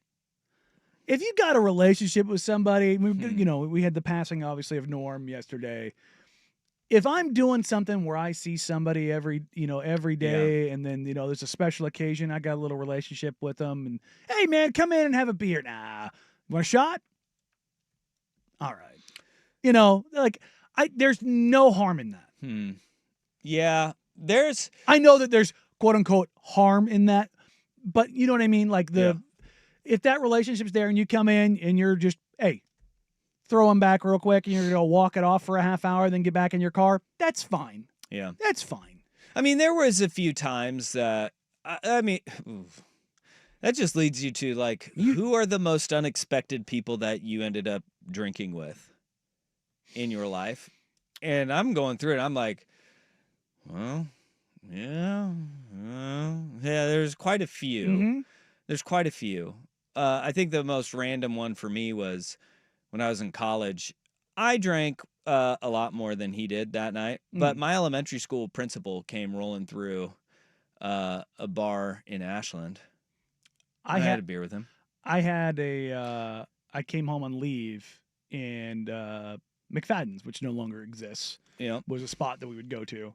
And I went in there, and one of our defensive coordinators / health and PE teachers, who I think was like 6 years older than us in high school. He was super young. Yeah, we ran into him, and the look on his face was like, "What are you doing here?" And I'm like, "What do you mean? What am I doing here? What are you doing here?" Yeah, I'm 22. That one isn't that. Like, there's a lot of that. Yeah. There's a lot of my elementary school principal was not 6 years older than me. No. There was a lot of well, I won't say a lot. There were That would be weird if your elementary school principal was 6 years older than you. Well, I was held back a year. For those that are wondering, Dusty's a couple months older than me and graduated a year after me. Yeah, third grade, best 3 years of my life. It was there. I mean, there were like some professors in college that you run into. Yeah. Or went over to their house. Oh, yeah. Oh, you went full on, that Dazed and Confused? Animal House. Yeah. Oh, no, Animal House. Yeah. Yeah. Little Donald Sutherland. Yeah. Yeah. Yeah. It was a different time. Yeah. Rest in peace. It was a different time. Yeah, my eye doctor at one point. It's for glaucoma, right? My dentist at one point. Did you have to then, like, heretofore always mark, do you drink? I was like, do you think most people accurately fill that out? no. I do now. I've always been pretty honest. I've always been honest on that because I'm like, look, yeah, the blood tests, the whatever tests are going to show whatever they're going to show. Yeah. You know what I mean? Like, it's like, look, man, you like, especially with my doctor, it's like you're charged with taking care of my body, and if I'm not telling you what I'm putting in there, yeah, you got to know. You got to know. You gotta know. So I've always been honest in those, but I've always wanted to ask a doctor is like, how many people are completely full of crap when it comes to those intakes? Oh, no, I don't drink at all. You know, when I smoke, I only smoke a couple cigarettes and not 2 packs a day. I can tell you from like knowing a lot of nurses and like doctors in ER situations, they're like, most of the people that come through are never honest. I have no idea how that toy car got there. Yeah. Like, I just sat down. It's like, what? No. Or like, have you been drinking? No, I haven't had a drink today. I'm not as stinky as you drunk I are. Yeah. Why are you slurring your words? Medication. What medication are you on? Well, none right now. It's like, okay, then why? Go on. Well, I had a drink. I had one. It's like, okay. All right. Yeah, that's a tough one. That's a tough world to be in. You know? Right? Yeah. Be honest with your caregivers. Because what are you gonna end up doing? Like, you're just hurting yourself in that instance. Look, lie, cheat, steal everybody else. Don't lie to your caretakers because they're charged with taking care of you. Yeah. Oh, wow. Here's a great text. Ended up in a bar fight with my middle school football coach. Like, wait, like on his side or against him? Like in a fight with.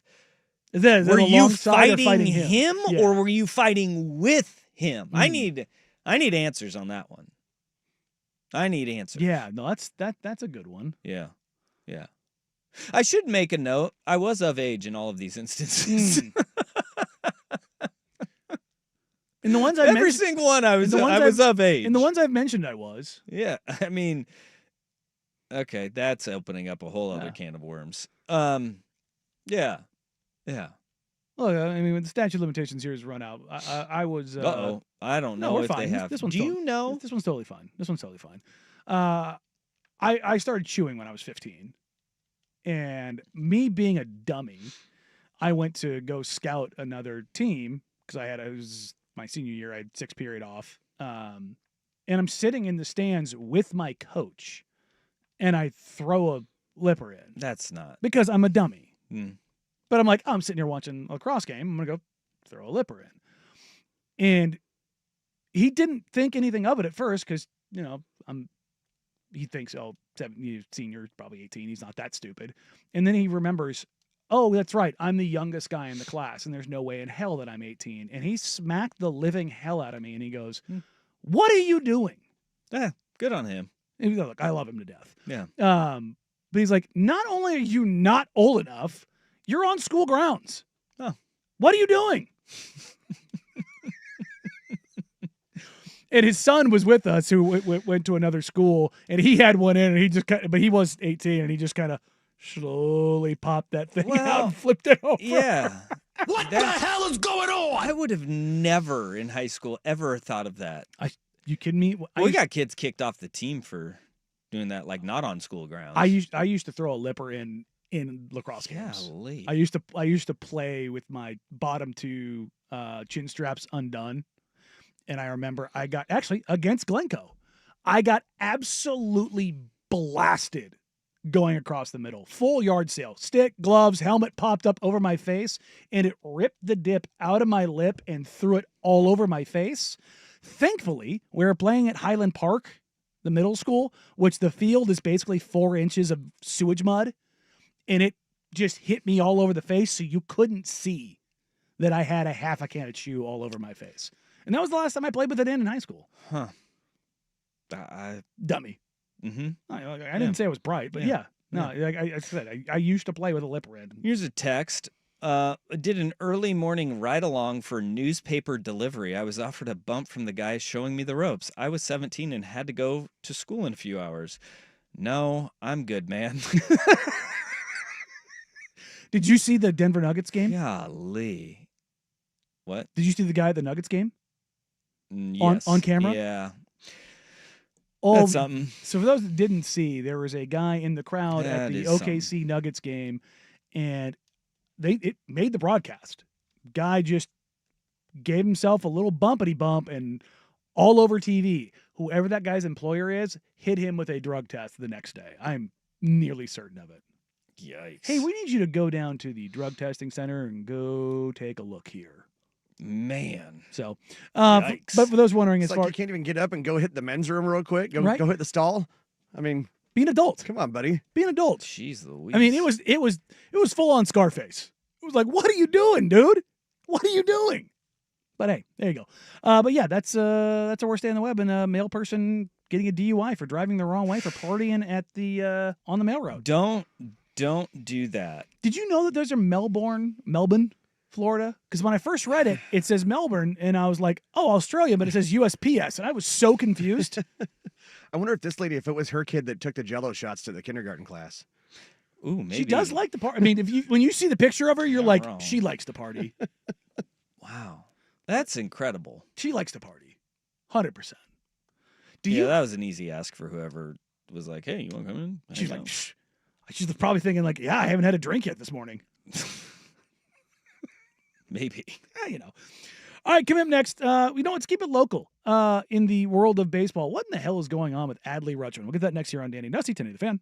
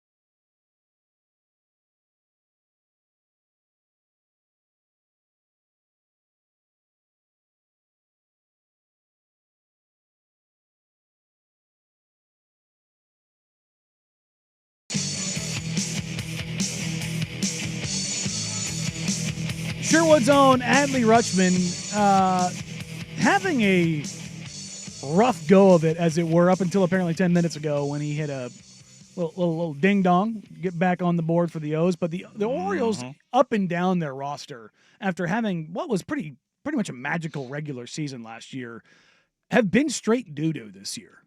Yeah, they are not. I mean, obviously, when you got to fire the skip, things are not going well for you at all.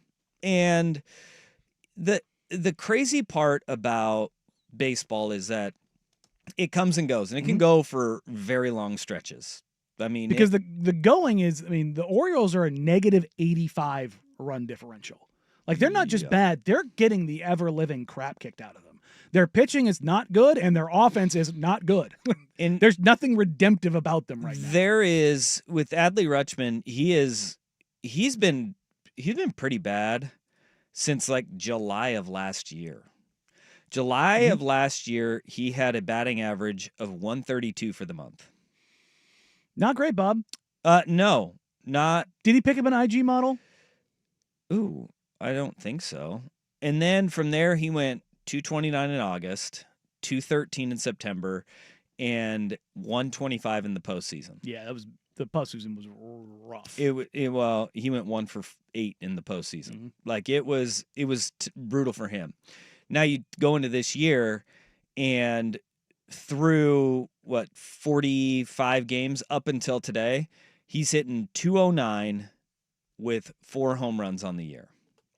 Now, today he goes 2 for 6, but hits a 3-run shot in the 11th inning that kind of lifted them over the Brewers 8-4. Look, playing the Brewers is good. Remember torpedo bats at the beginning of the year? And I raised the question, maybe it's not the torpedo bats, maybe it's that the Brewers suck. And it turns out Brewers, not as bad as they started, but not good. And they give up a buttload of runs. Just under 500, -7 run differential. For run differential point of viewing here, the Orioles, the only team in baseball with a worse run differential than the Orioles is the Rockies. That's how bad the O's have been. Been pretty bad. Been pretty bad. But Adley's not the only one, but you found old Jason LaCanfora, not an Adley Rutschman guy right now. Yeah, no, Adley, he tweeted this out yesterday, and it was one of those, oh, really? We're going to go there.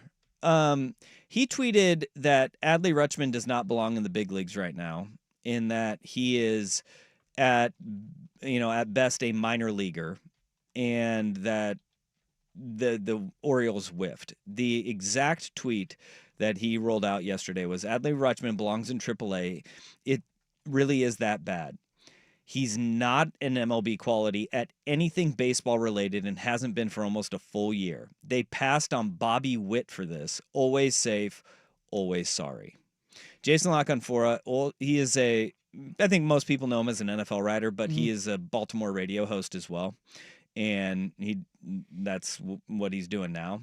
Do you remember the whole Bobby Witt thing was, remember how great he was going to be and then how rough he came out? And it took him a while to get going. Adley's just the opposite. Adley came out of the gate going, and now he's hitting the rough patch. And this is the part that I hate, though, is that people become prisoners of the moment. There's a lot not going right for the Orioles right now. And he is struggling, dude. I mean, it is brutal to kind of see. But the same guy, Jason LaCanfora, was tweeting out totally effing Radley. Adley is in the MVP conversation, and he isn't going away. Totally Radley, smashing, formerly nasty lefties now too. Get used to it. Adley's going to be an MVP. Those are in 2023, 2024, right? And this is how quickly it can come and go in baseball for you.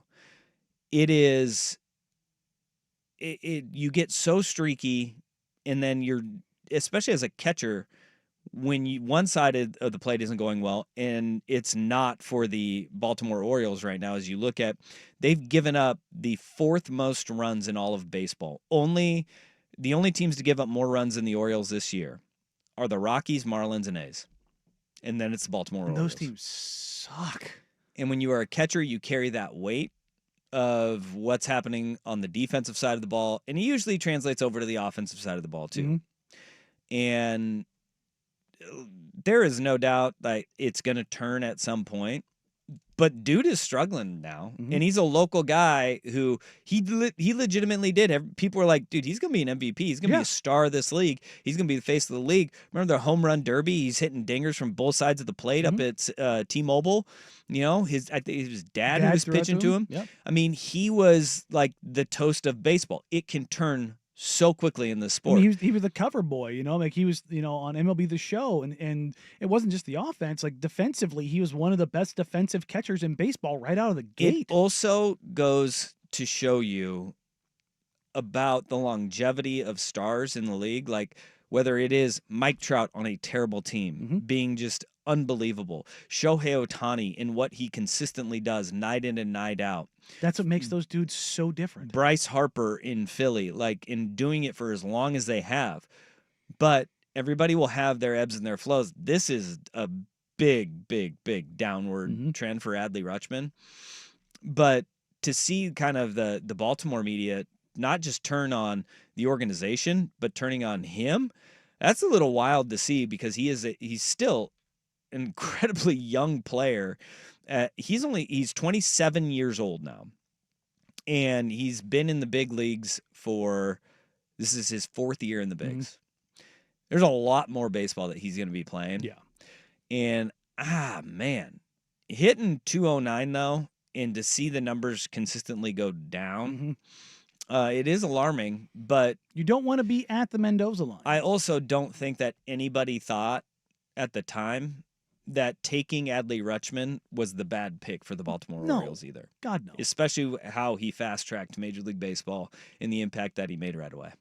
It's crazy to see, though. At that position.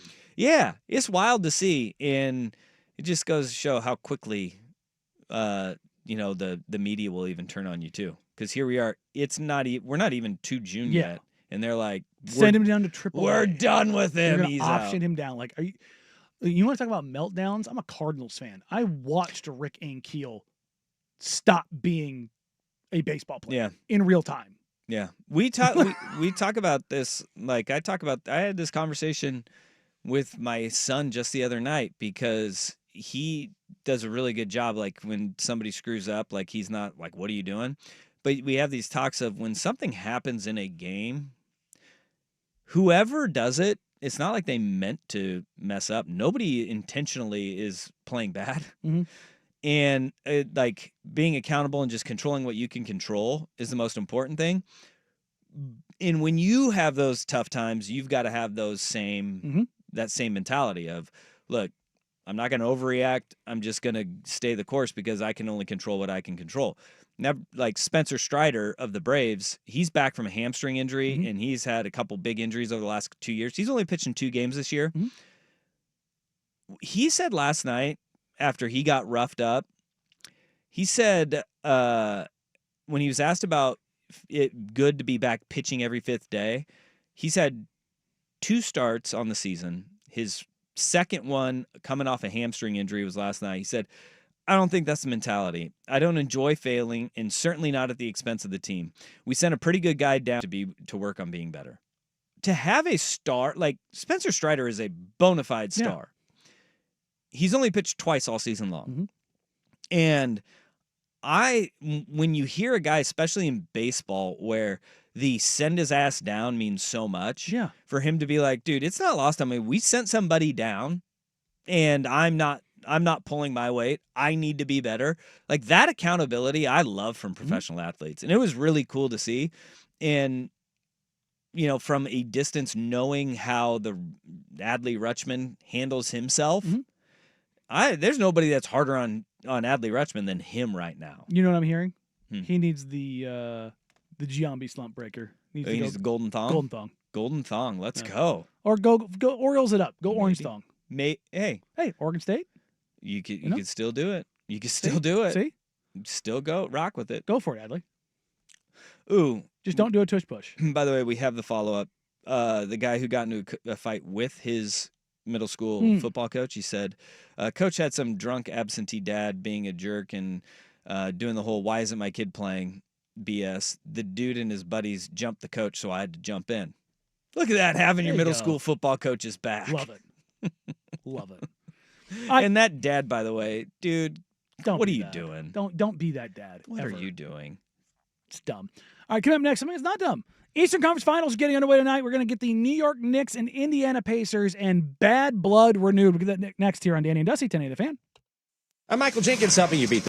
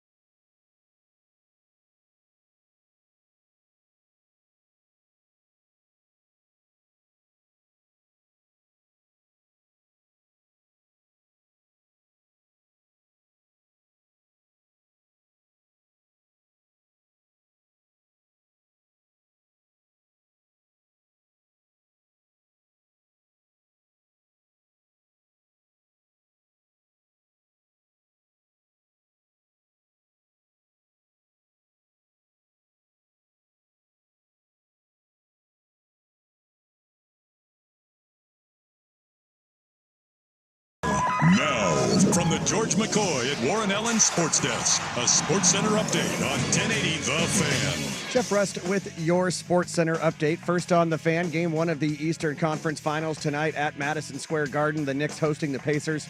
5 o'clock tip on TNT and Max. Coverage on 910 ESPN Portland starts at 4:30.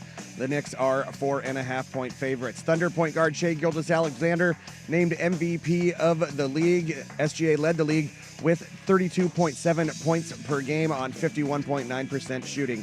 A vote to ban the Tush push failed to garner enough votes today at the NFL owners' meetings in Minnesota. The final vote, 22-10, but the proposal needed 24 votes in order to pass. On the diamond, the Mariners take the rubber match with the White Sox 6-5 in a back-and-forth affair. All of the M's runs coming via the long ball. Julio Rodriguez, Cal Raleigh, and Leody Taveras all going yard. In Game 1 of the Western Conference Final tonight from Dallas, the Stars hosting the Oilers. Puck drops at 5 o'clock on ESPN.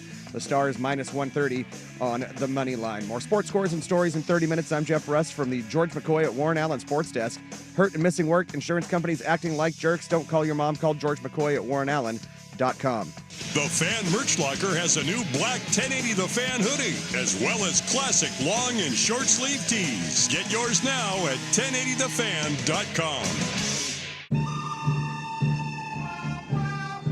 This is Danny and Dusty.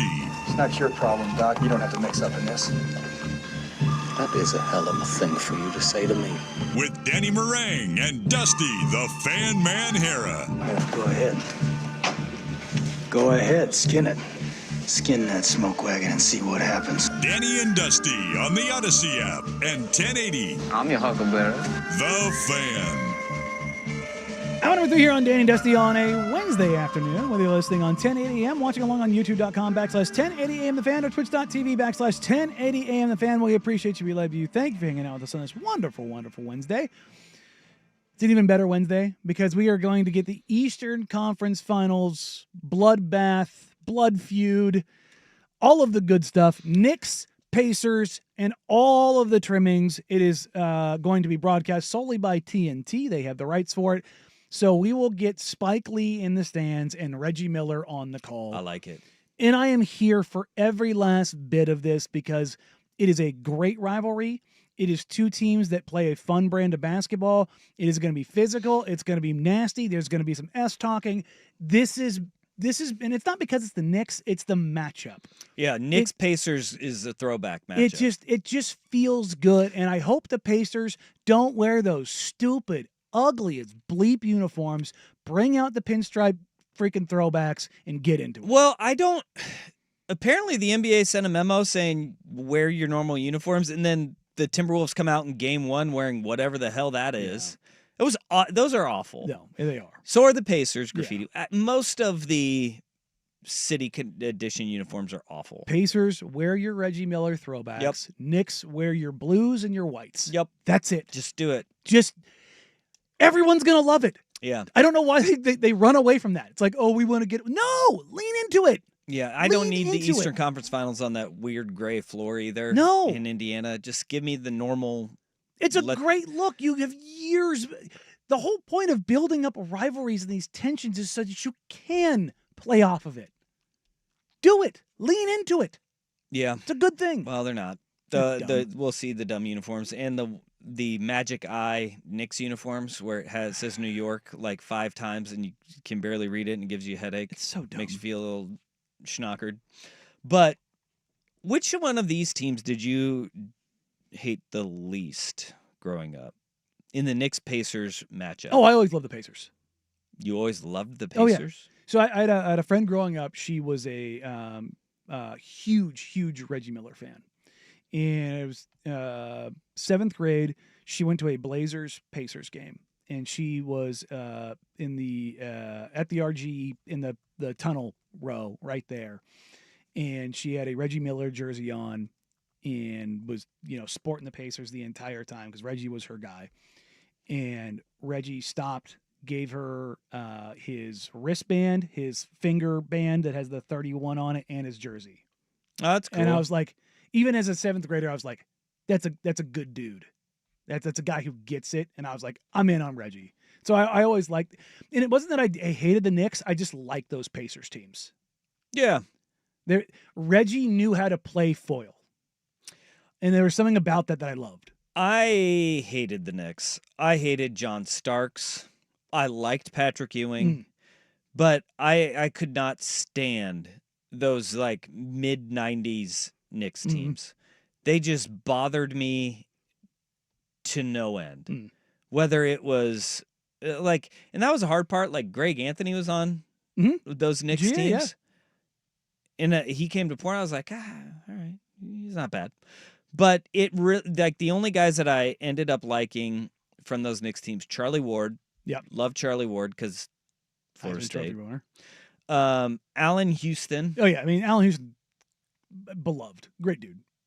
But everybody else, yeah, in Ewing, outside of them, no. Later on, Larry Johnson. Love me some LJ. Grandmama brought me back around.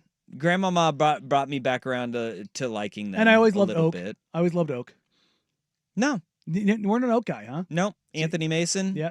Nope. I loved Oak and Mace. Nope. But there was also the Indiana Pacers, and Reggie Miller I did like. I liked Reggie Miller a lot. You hated Detlef and Rick Schmitz.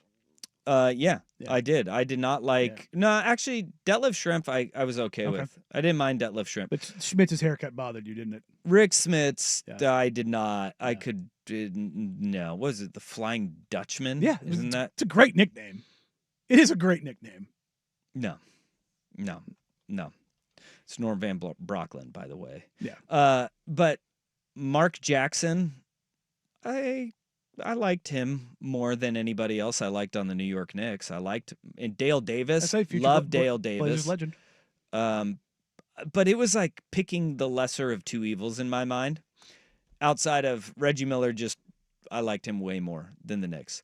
But that's what makes this matchup fun, is that you don't have to have a dog in the fight. You'll just, over the course of the series, you'll pick a team that you're like, nope, don't like them. And then you're just start pulling for the other team. It's one of the fun things I mentioned at the start of the playoffs, not covering a playoff team. I get to go into every game every single night and just pick who I want to win. Yeah. It's fun. It's like, you know what? Tonight, I want this team to win. Yeah. Even a team that I hate. I hate the Houston Rockets. I hate them with a fiery passion of 1,000 suns. I wanted them to beat the Warriors. Yeah. I was like, let's get weird. You know what I mean? Like, there's a couple teams I'm always going to be like, I want the Lakers to lose. That's always going to be the case. Yeah. But, on any given night, particularly in the Eastern Conference, it's always fun to just be like, all right, who do I want to win tonight? And just kind of go that way. And it's a little interesting. The Knicks are 4.5-point favorites, which, they're at home. So 5 points. They're saying on a neutral court, Pacers get the nod. And last year, remember how many guys got hurt in this series? Nobody was left for the Knicks. And that's the great thing. Well, and Halliburton wasn't healthy either. Yeah. Like, it was last 2 games. Brutal. Yeah. Well, that's the great thing about this series. And luck always plays a huge part in when you get this far. Both these teams are as healthy as they can be. Mm-hmm. They are as healthy as can be. Don't get me wrong. The playoffs is going to beat guys up. Jalen Brunson continues to roll ankles in ways that you don't think are possible, and yet still keeps playing. But Hallie's hamstring, knock on wood, seems to be totally fine. He's been one of the best players in the playoffs. Pascal Siakam has had massive, massive games. Aaron Nesmith and Nembhard, and those guys have just been gamers through and through. I loved what Brunson said, too, about like the bitter taste in his mouth from last year. Losing Game 7 at home amplifies the Eastern Conference Finals even more, because like you can say, no matter how long this series goes, New York could win 2 games at home. You could hold home court New York, Miami, New York, Indiana, New York, Indiana. Game 7, it won't matter, because last year, Game 7 was lost on their home court for New York. And so you can throw all of it out the door. And I love that for this series, because when we get the matchups, if it happens over and over and over again, we all got sick of LeBron in the Cavs against the Warriors. Like, that sucked. But when you get these matchups where the title isn't on the line, but a chance to go and play for, that's what makes basketball awesome. That's how you get, Jeff Van Gundy hanging on to a big man's ankle. You're damn right. Start at the waist, work down to his ankle. Look, rivalries are made in the playoffs. And Knicks Pacers is one of the best in the NBA over the last 30 years. It's a great rivalry, and I love to see it back. And I hope we get true blue, unadulterated hatred. Will this is going to be interesting because I know for Rust, you probably are with me on this. But Danny, will an Indiana OKC NBA Finals lose a little bit of juice? I mean, for most people, probably, because it's flyover country and everything. But basketball wise, I'm in. Like, I would love to see Minnesota, Indiana. That's the matchup that I want to see because nobody expects it. And no matter which way this goes, you're going to have new blood winning a title. We talked about this yesterday, the day before. Seven different title winners in 7 years. But for the first time in 20 years, it feels like the NBA is finally ready for the shift. I just like watching New York fans lose their S in championships. So, like, even the Dodgers beating the Yankees in the World Series, I was like, it is fun. Suck it. I like the Knicks. I want the Knicks to win the East. See, I just always get tired of it's just so much better when New York is in there in the finals. That's no, I hate it. I couldn't give two S's about that. And it's actually part of what makes me like New York less. Yes, and we all know that's the why reason I like for that is it's losing the championship. It's population. It's because that's where the media is centered. Yeah. That's like it's their backyard, so it makes their job what? easy. I don't care about any of that. Yeah. I don't care either. But I think this Knicks team, no matter who they play coming out of the West, it would be fun. Like, it would be fun because the Knicks play an exciting style of basketball. And they're going to be physical, and it will be different than what we see in most NBA finals. So as long as they lose, I'm okay with it. Okay. I know the people of Seattle desperately do not want to see the Oklahoma City Thunder win a title. For that's one of the many reasons I don't want to see OKC win a title. What are the other ones? I'm just sick and tired of just everybody talking about how great they are when they've just fallen face first into luck so many times. And then talking about it. It's very much... I mean, if you do it over and over again, it's not luck. It's Golden State. Light years. No, you weren't light years. You stumbled face first into Steph Curry. And you stumbled face first into Draymond Green. I mean, you do it enough times, though. Klay Thompson, too. Have they continued to do it? Had they done it before that? Had they done it after it? No, they haven't. It doesn't matter. But I mean, in Portland, it's been since 1977. We're hoping to stumble into one. No, that's the thing. And they stumbled into multiple. Stop painting luck as something you did. But OKC's a little bit different, though, in the amount of times they've given up on a star for assets, and then they strike with those assets. Sure.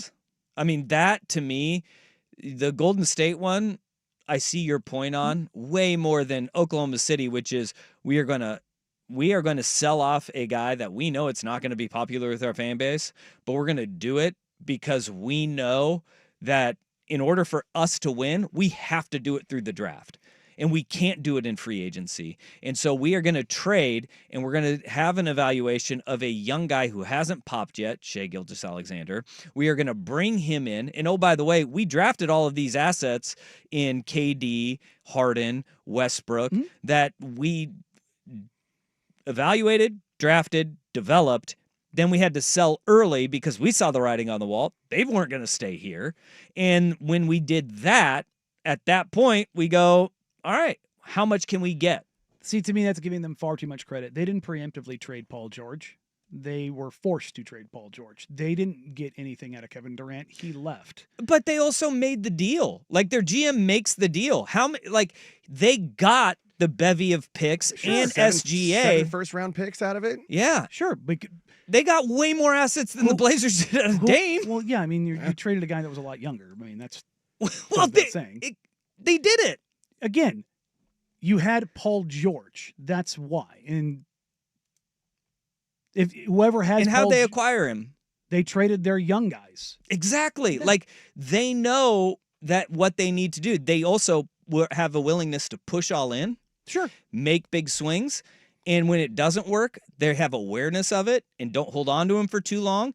And even when they're leveraged, like they had to trade Paul George, even when they're leveraged, they find a way to get the best result out of it. Well, sure. Like that, to me, That's not luck. That's a skilled general manager doing his Don't get me wrong. job. I don't think Presti's. I think Presti's a very good GM. I'm not saying that. But whoever has Paul George in that situation gets that return, because they knew it wasn't just trading Paul George. It was trading Paul George to get Paul George and Kawhi Leonard, and Ballmer was going to pay that freight no matter what. And they got it. And you just happen to have that guy at that time. That's all that is. But they also made the moves to get that guy. Sure. Because they also parted ways with Harden in his prime. And that did not work out for them. They parted ways with Kevin Durant. And that did not work out for them. They parted ways with Russell Westbrook. But it has, because they have now 37 draft picks. Sure. And they got nothing from those transactions. KD walked for free. Except for every piece that has led them to the Western Conference Finals. Sure. No. Look, that's pretty good. No. This is why it's always better be lucky than good. It's an added, like, I'm not discounting it. You have to make some moves that work out for you. But let's say they make that move for Paul George. And remember, Paul George is coming, like, he's a distressed asset coming off his destroyed leg. That's why they're able to make that move. And then magically he turns into the player that you hope he can turn into. You're right. This is where Presti gets the credit. He takes advantage of a situation. And this is where Presti is a great general manager. 100%. But when you talk about pushing all in, that is an organization that has never pushed all in, because their ownership will never push all in, which is why they traded James Harden, why Kevin Durant left. But they continue to go out and get these guys, like bringing Paul George in. Like they continue to do it, and they continue to. If you are in a small market like they are, it's how this you have is to the way that you win. And I agree with that, but they didn't do the work to go get Kevin Durant. The Blazers made the pick in front of them. That's not them, because the Thunder, if they get the number 1 overall pick, they're taking Greg Oden. Sure. As I'm saying, luck plays such a huge part of this. And they're much like the Spurs, they're a very lucky franchise. But that's diminishing the other moves that they've made to get them to this. Trading, Spurs trading George Hill for Kawhi Leonard. It's a hell of a move. It's a massive risk, because George Hill was a very good player for the Spurs.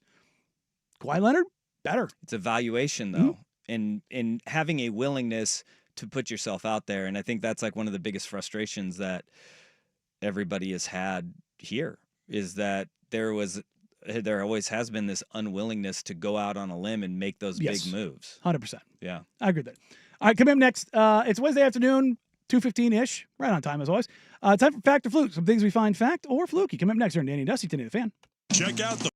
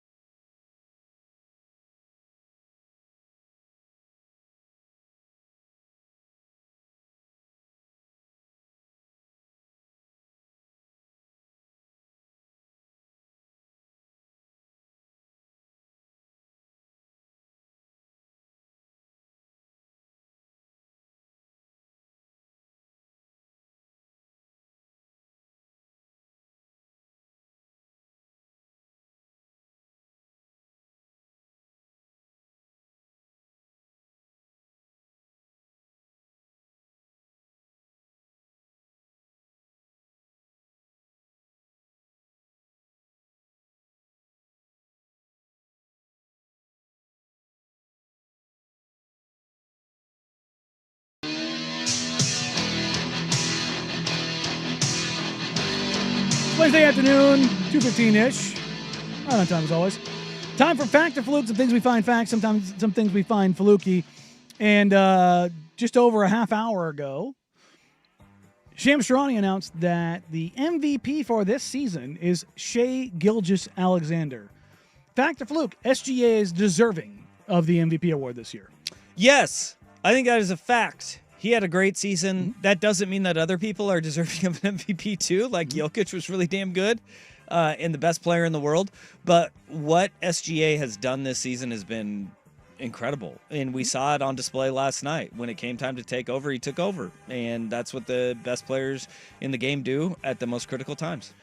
I'm going to sound like a hater. I'm going to say fluke. And I'm going to preface this by saying SGA had an MVP caliber season. There's no doubt about that. The way I look at MVP and the way that I wish the league had historically looked at MVP, which would be Jordan winning 9 or 10 of these things, LeBron winning 10 or 11 of these things.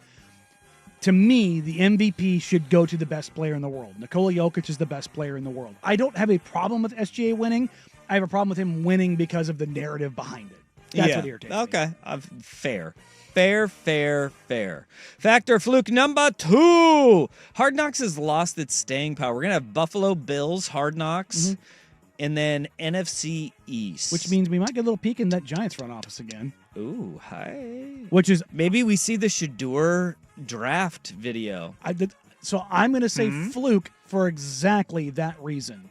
There is a chance that when they get to week 7, week 8, during this, because the NFC East is the in-season part of this, when the NFL's like, release the Kraken.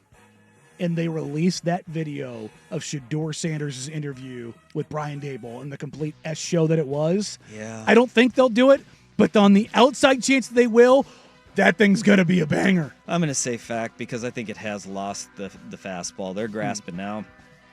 It's cool for a couple of episodes, but what it has become now is more clips than must-see TV. And that's where I think the staying power is lost, and the NFL teams don't want to do it. And that it shows with what they're giving up. Especially after what the Giants went through. Yeah, no doubt about it. Now they're just going never again. Yeah. Question number 3, fact or fluke? The winner of the NBA Finals will have the new face of the NBA. So you're looking at one of Fluke. SGA, Halliburton, Jalen Brunson, or Ant Edwards. No, fluke. And I say fluke just because you still have a gap before LeBron leaves, be it a year or two. And the NBA does not know how to pivot off of LeBron James. And they won't. They haven't for a decade. They won't unless they absolutely have to, and they don't have to yet. Because we're going to see him on Christmas Day again, guaranteed. And I don't think Brunson wants it, and you need a guy who's, if he's going to be in a small market, he's got to be as charismatic as LeBron, or he has to be in a major market. I'm going to say fact, because I believe it's going to be one of the West winners. So it's going to be either your MVP or Ant Edwards, who says he doesn't want it, but it will be thrust upon him if he wins the NBA Finals. Good luck, NBA. I don't think it's a great place to be, but I think guys like Ant Edwards are awesome for the league because he is a wild card. But the wild card is not the one you want to be the face. Nope. And I think the NBA is going to go, oh, crap. Oh, crap. I love the wild cards, though. It's fun. I loved Allen Iverson. He's the Barkley of this era. Ooh. He's Incredible not player, anybody MVP. Yet. Well, I mean, give it a chance. Yeah. Give it time. Yeah. So he's got other stuff, though, which I don't know if they want to put out there. No. Yeah. All right, last question here. The Tush Push has staying power. Yeah. Yeah. I mean, it won the vote to ban it today. Reading the reports, it sounds like some people may have just voted no because Jeffrey Lurie sat up there for over an hour pontificating about the Tush Push, and then they brought Jason Kelsey in, and he was like, I'd still play, guys, if I could do this play 60 times a game. And they were like, oh, all right. Well, all right. I guess Jed York at one point said, are you done yet? little filibustering. I like it. I'm going to say fact, but, we played the audio from New Heights with the Kelsey brothers. Jason Kelsey said, this feels like the first real time it might actually go away. I don't think this is dead. I think they're going to keep fighting it, but I think they're going to keep losing it. So I'm going to say fact, it stays around. Yep.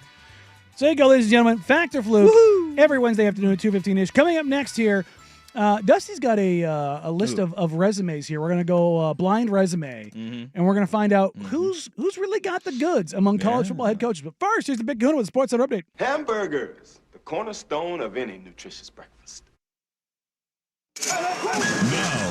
Now, from the George McCoy at Warren Allen Sports Desk, a Sports Center update on 1080 The Fan. First on The Fan, game one of the Eastern Conference Finals tonight from Madison Square Garden. The Knicks hosting the Pacers, 5 o'clock tip on TNT and Max.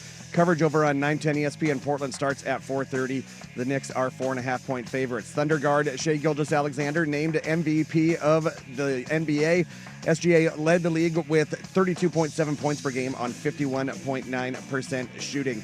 And indeed, a vote to ban the Tush Push failed to garner enough votes today at the NFL owners' meetings in Minnesota. The final vote 22-10, but the proposal needed 24 votes in order to pass. The Mariners take the rubber match with the White Sox this afternoon, 6-5 in a back-and-forth affair. All of the M's runs coming via the long ball. Julio Rodriguez, Cal Raleigh, and Leody Taveras all going yard. They're now off to Houston for a 4-game set with the Astros. And game one of the Western Conference final tonight from Dallas. The Oilers at the Stars. Puck drops at 5 o'clock on ESPN. The Stars minus 130 on the money line. More sports scores and stories in 30 minutes. I'm Jeff Rust from the George McCoy at Warren Allen Sports Desk. Hurt and missing work. Insurance companies acting like jerks. Don't call your mom. Call George McCoy at warrenallen.com. It's back. The 11th annual Fan Golf Classic at Langdon Farms Golf Club happens Tuesday, June 24th. Presented by your local Toyota dealers. Reserve your foursome now at 1080thefan.com.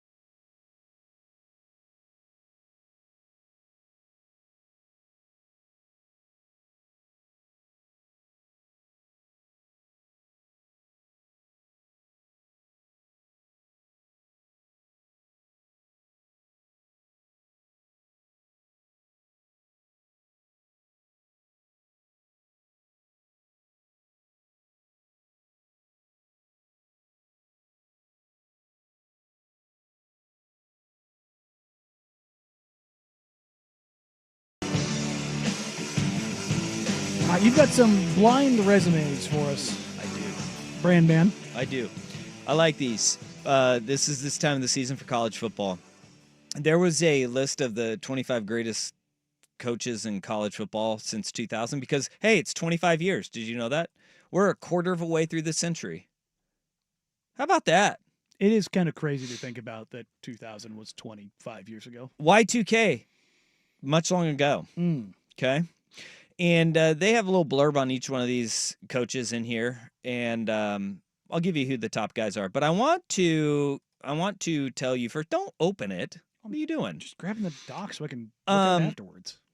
This is resume number 1. Mm-hmm. 1 conference championship, 2 wins in the college football playoff, 5 top 10 finishes, 5 New Year's 6 games and appearances, and led a team to a top 25 finish for the first time in 64 years. So not a good football program. Okay. Here's resume number 2. Okay. 1 undefeated season, 3 conference championships, 2 top 10 finishes, 7 double-digit win seasons, 3 New Year's 6 games. Okay? Damn. Okay. That's pretty good. Yeah. That's pretty good. Resume 1 or 2, which one is better in your mind? The one with a conference championship, 2 wins in the college football playoff, 5 top 10 finishes, 5 New Year's 6 games, and the first top 25 finish in 64 years for his program? Or 1 undefeated season, 3 conference championships, 2 top 10 finishes, 7 double-digit win seasons, 3 New Year's 6 appearances? I'd say that the first resume is more impressive because it's taking a program that's not established and establishing them. Yeah. But the other one, it shows more longevity and continued success over a period of time. Well, the first one is that of James Franklin. Penn State, that was Vanderbilt that he took to a top 25 finish. He has 5 top 10 finishes, which is 3 more than resume number 2, Kyle Whittingham. Kyle Whittingham has 7 double-digit win seasons, and I believe that they didn't put it in his resume there, but James Franklin might have more, and has been coaching significantly less. Isn't that was wild? Here's another one for you: 1 championship game appearance, 2 college football playoff appearances, 4 finishes in the top 5. And 12 10-plus win seasons. Okay? That is when Brian Kelly, LSU coach. Oh, look. Kelly's a terrible human being. Incredible Isn't that coach. crazy? Incredible coach. Yeah. All right. Like, you can do the Urban Meyer thing on this, or it's like awful human. Phenomenal coach. All right. Here's a good one for you. 2 blind resumes I'm going to put at you. 2 national championships, 7 conference championships, 7 top 5 finishes, 3 Heisman winners, 3 national championships, 2 undefeated seasons, 7 conference championships, 9 top 5 finishes. Is that Herb? The second one is Urban Meyer. Yeah. The first one did it in only 9 seasons, where Urban Meyer did it in 20 seasons. It's Pete Carroll. Yeah. Pete Carroll's resume at USC in 9 seasons is insane. Is 1 less national championship than Urban Meyer. And everything else, 7 conference titles in 9 years for Pete Carroll. Those first 2 years were tough. Then after that, it was... That, quite possibly, is the greatest short run of a coach of all time. All time. That's why he's king there. I mean, it is to think of the guys that to do it in a 9-year span and be that effective. And it wasn't unreal. like look, USC was the sleeping giant. USC was in a dark place when he took over. Like, when he took over, it wasn't like this big deal. It was like, all right, dude, have fun with this. Okay. Since 2000, here's the thing.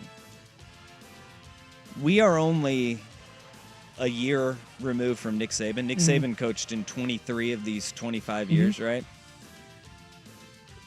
Saban is just regarded as the greatest coach of all time in college football, and rightfully so. Yeah. 7 titles, 11 SEC championships, 18 top 10 finishes, including 16 in a row, 13 top 5 finishes, and 4 Heisman winners. Pete Carroll did it in 9 years. Had he stayed, what would Pete Carroll's resume be at USC? If you're saying he stays and the sanctions don't hit, yeah, it probably keeps rolling. Here's the other thing. What was going on at USC was going on at a lot of other places. Yeah, go ahead and take a look at the Texas USC national title game rosters.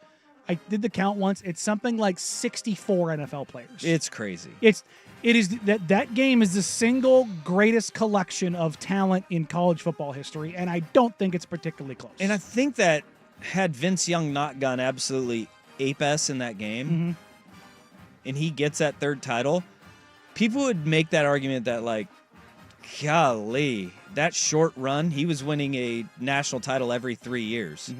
And obviously that school cannot get out of its own ways. Yes. And it was not in a good spot before he got there either. Like, to think of that run of how damn impressive he was, it's insanity what Pete Carroll did there. All right, we're out of time now. All right. We're already over. No worries. We talked about the ESPN individual over-the-air product. Former ESPN boss John Skipper hopped on with Pablo Torre, and he dropped a little bit of a bomb as far as what we could expect potentially from ESPN's programming going forward. We'll get to that next year as we wrap up today's show on Danny and Dusty, today, the Fan.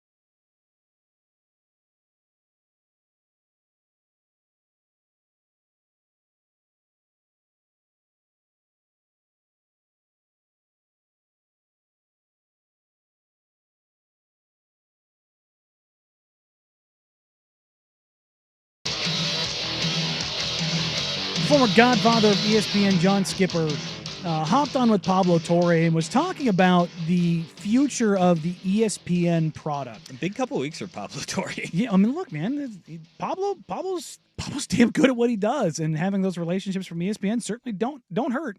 But I want to play this audio from Pablo's show, Pablo Explains It All, where Skipper drops a bit of a bomb that I don't think most people expect to see coming. How do you price this thing? There's a reason it's $29.95. $29.99. Yeah, $29.99. 4 cents, very relevant. They're already having to charge more money to get to the same economics on the customer. And get ready for something else which you'll love. If you want to watch the really high-profile UFC match or a high-profile boxing match, you got to pay extra. I will bet you this app has the capability to say, we would love to give you that Alabama-Georgia game free, but we've decided this year we're going to charge an extra $4.99 for that game. By the way, it's good business. It's called pay-per-view. It's called pay-per-view, but it's going to be good business. People think pay-per-view has to be a big boxing match, a big UFC match. We've talked on this show before that the Super Bowl will be a pay-per-view event. This is John's most long-standing take. As they struggle with delivering the growth to the shareholders, they're going to say, how else can we make money? Oh, boy. Super Bowl won't be pay-per-view. And Skipper's been saying that for years now. And the NFL knows that the one thing that they can always hold on to is that it's the most watched television event in the world every single year. Mm-hmm. And that's why people will pay for it. The college football one is interesting because there are legs to that. Oh, yeah. And that will diminish the product of college football, and it'll diminish the popularity of the sport. And that is a bigger problem than NIL and the NCAA and everything else, because this is something you've seen with the mouse, with ESPN, ABC, Disney. Over the last 10 years, basically every business decision they've made has bit them horribly. Mm-hmm. Horribly. And it'll bite the sport. It's only bitten them, though. Yes. It has not bitten the actual products that they pay for exorbitant amounts of money. It affects their product, and we see that with some of the people that are really damn good talents that leave. But it doesn't hurt the actual sport itself. That would hurt college football. And that would kill college football. I don't know if it would kill it, but it would... Right out of the gate, people will lose their minds, and I think rightfully so. But I think that, the reason that Skipper is talking about this is because people are talking about it behind the scenes, that he's not just floating this just for floating its sake. They believe that thing, people will complain and moan and cry about it, but ultimately, because it's $3.99 or $4.99, they'll just bite the bullet and do it. But there comes a breaking point with every platform, every system, which is why we're going through this cycle of stupidity. Remember Pivot to Video?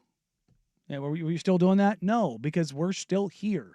We're still doing everything. Is it a part of the ecosystem? Yes.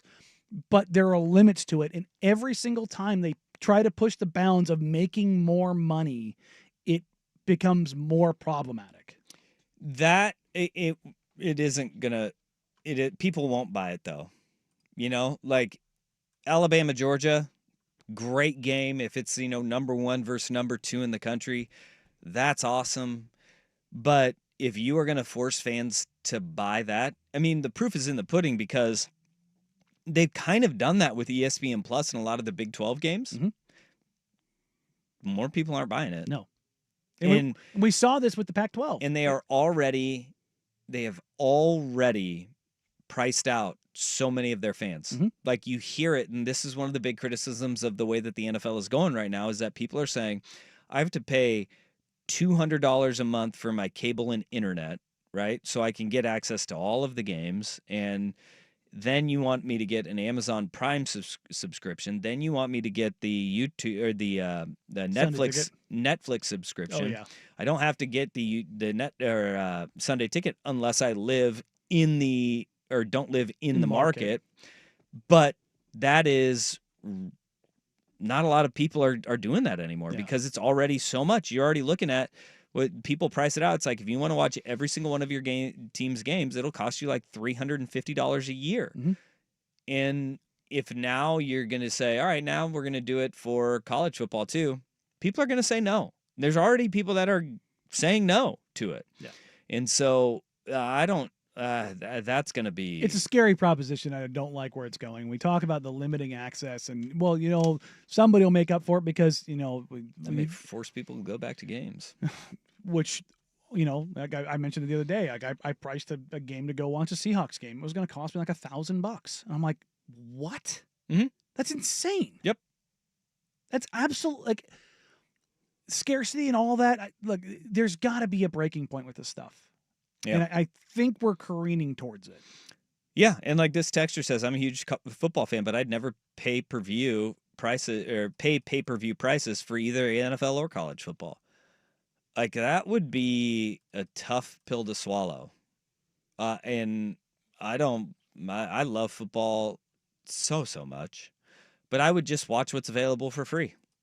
I would, because the way that I see it, I could watch a recap of that game, because what they would do is it'd be the pay-per-view game, and then just like the prize fights, right? You get the recap where it cuts out everything else. You can watch it all on YouTube later, right? Like every NFL and college game is there's a condensed version that is put out there by the network because they'll get more clicks and they'll monetize their YouTube feed. And I don't have to pay for it. I may get it a little bit later, but I'd be willing. If that's the price I pay, willing to do it. Yep. Shareholders, killing sports. That's right. That's right. If I ever become Bezos rich, what I'm going to do is I'm going to get all these rights, and I'm going to break even with them. There you go. Okay? I'm babe. Hold you to it. Brand man taking over the world. All I got to do is become Bezos rich. There you go. So my GoFundMe is up. Crowdsource that. All right, that does it for us today. Up next, you got 4 hours of power there. Miles Diori. This is prime time right here on The Fan. Have a great Wednesday. We'll see you Thursday from noon until 3. Bye. Push my tush. I like them thick. Isaac and Suk here with Ken and Donnie, the advocates. You know, how does somebody know that they should call you based on the severity or lack of severity of their injury? If you're hurt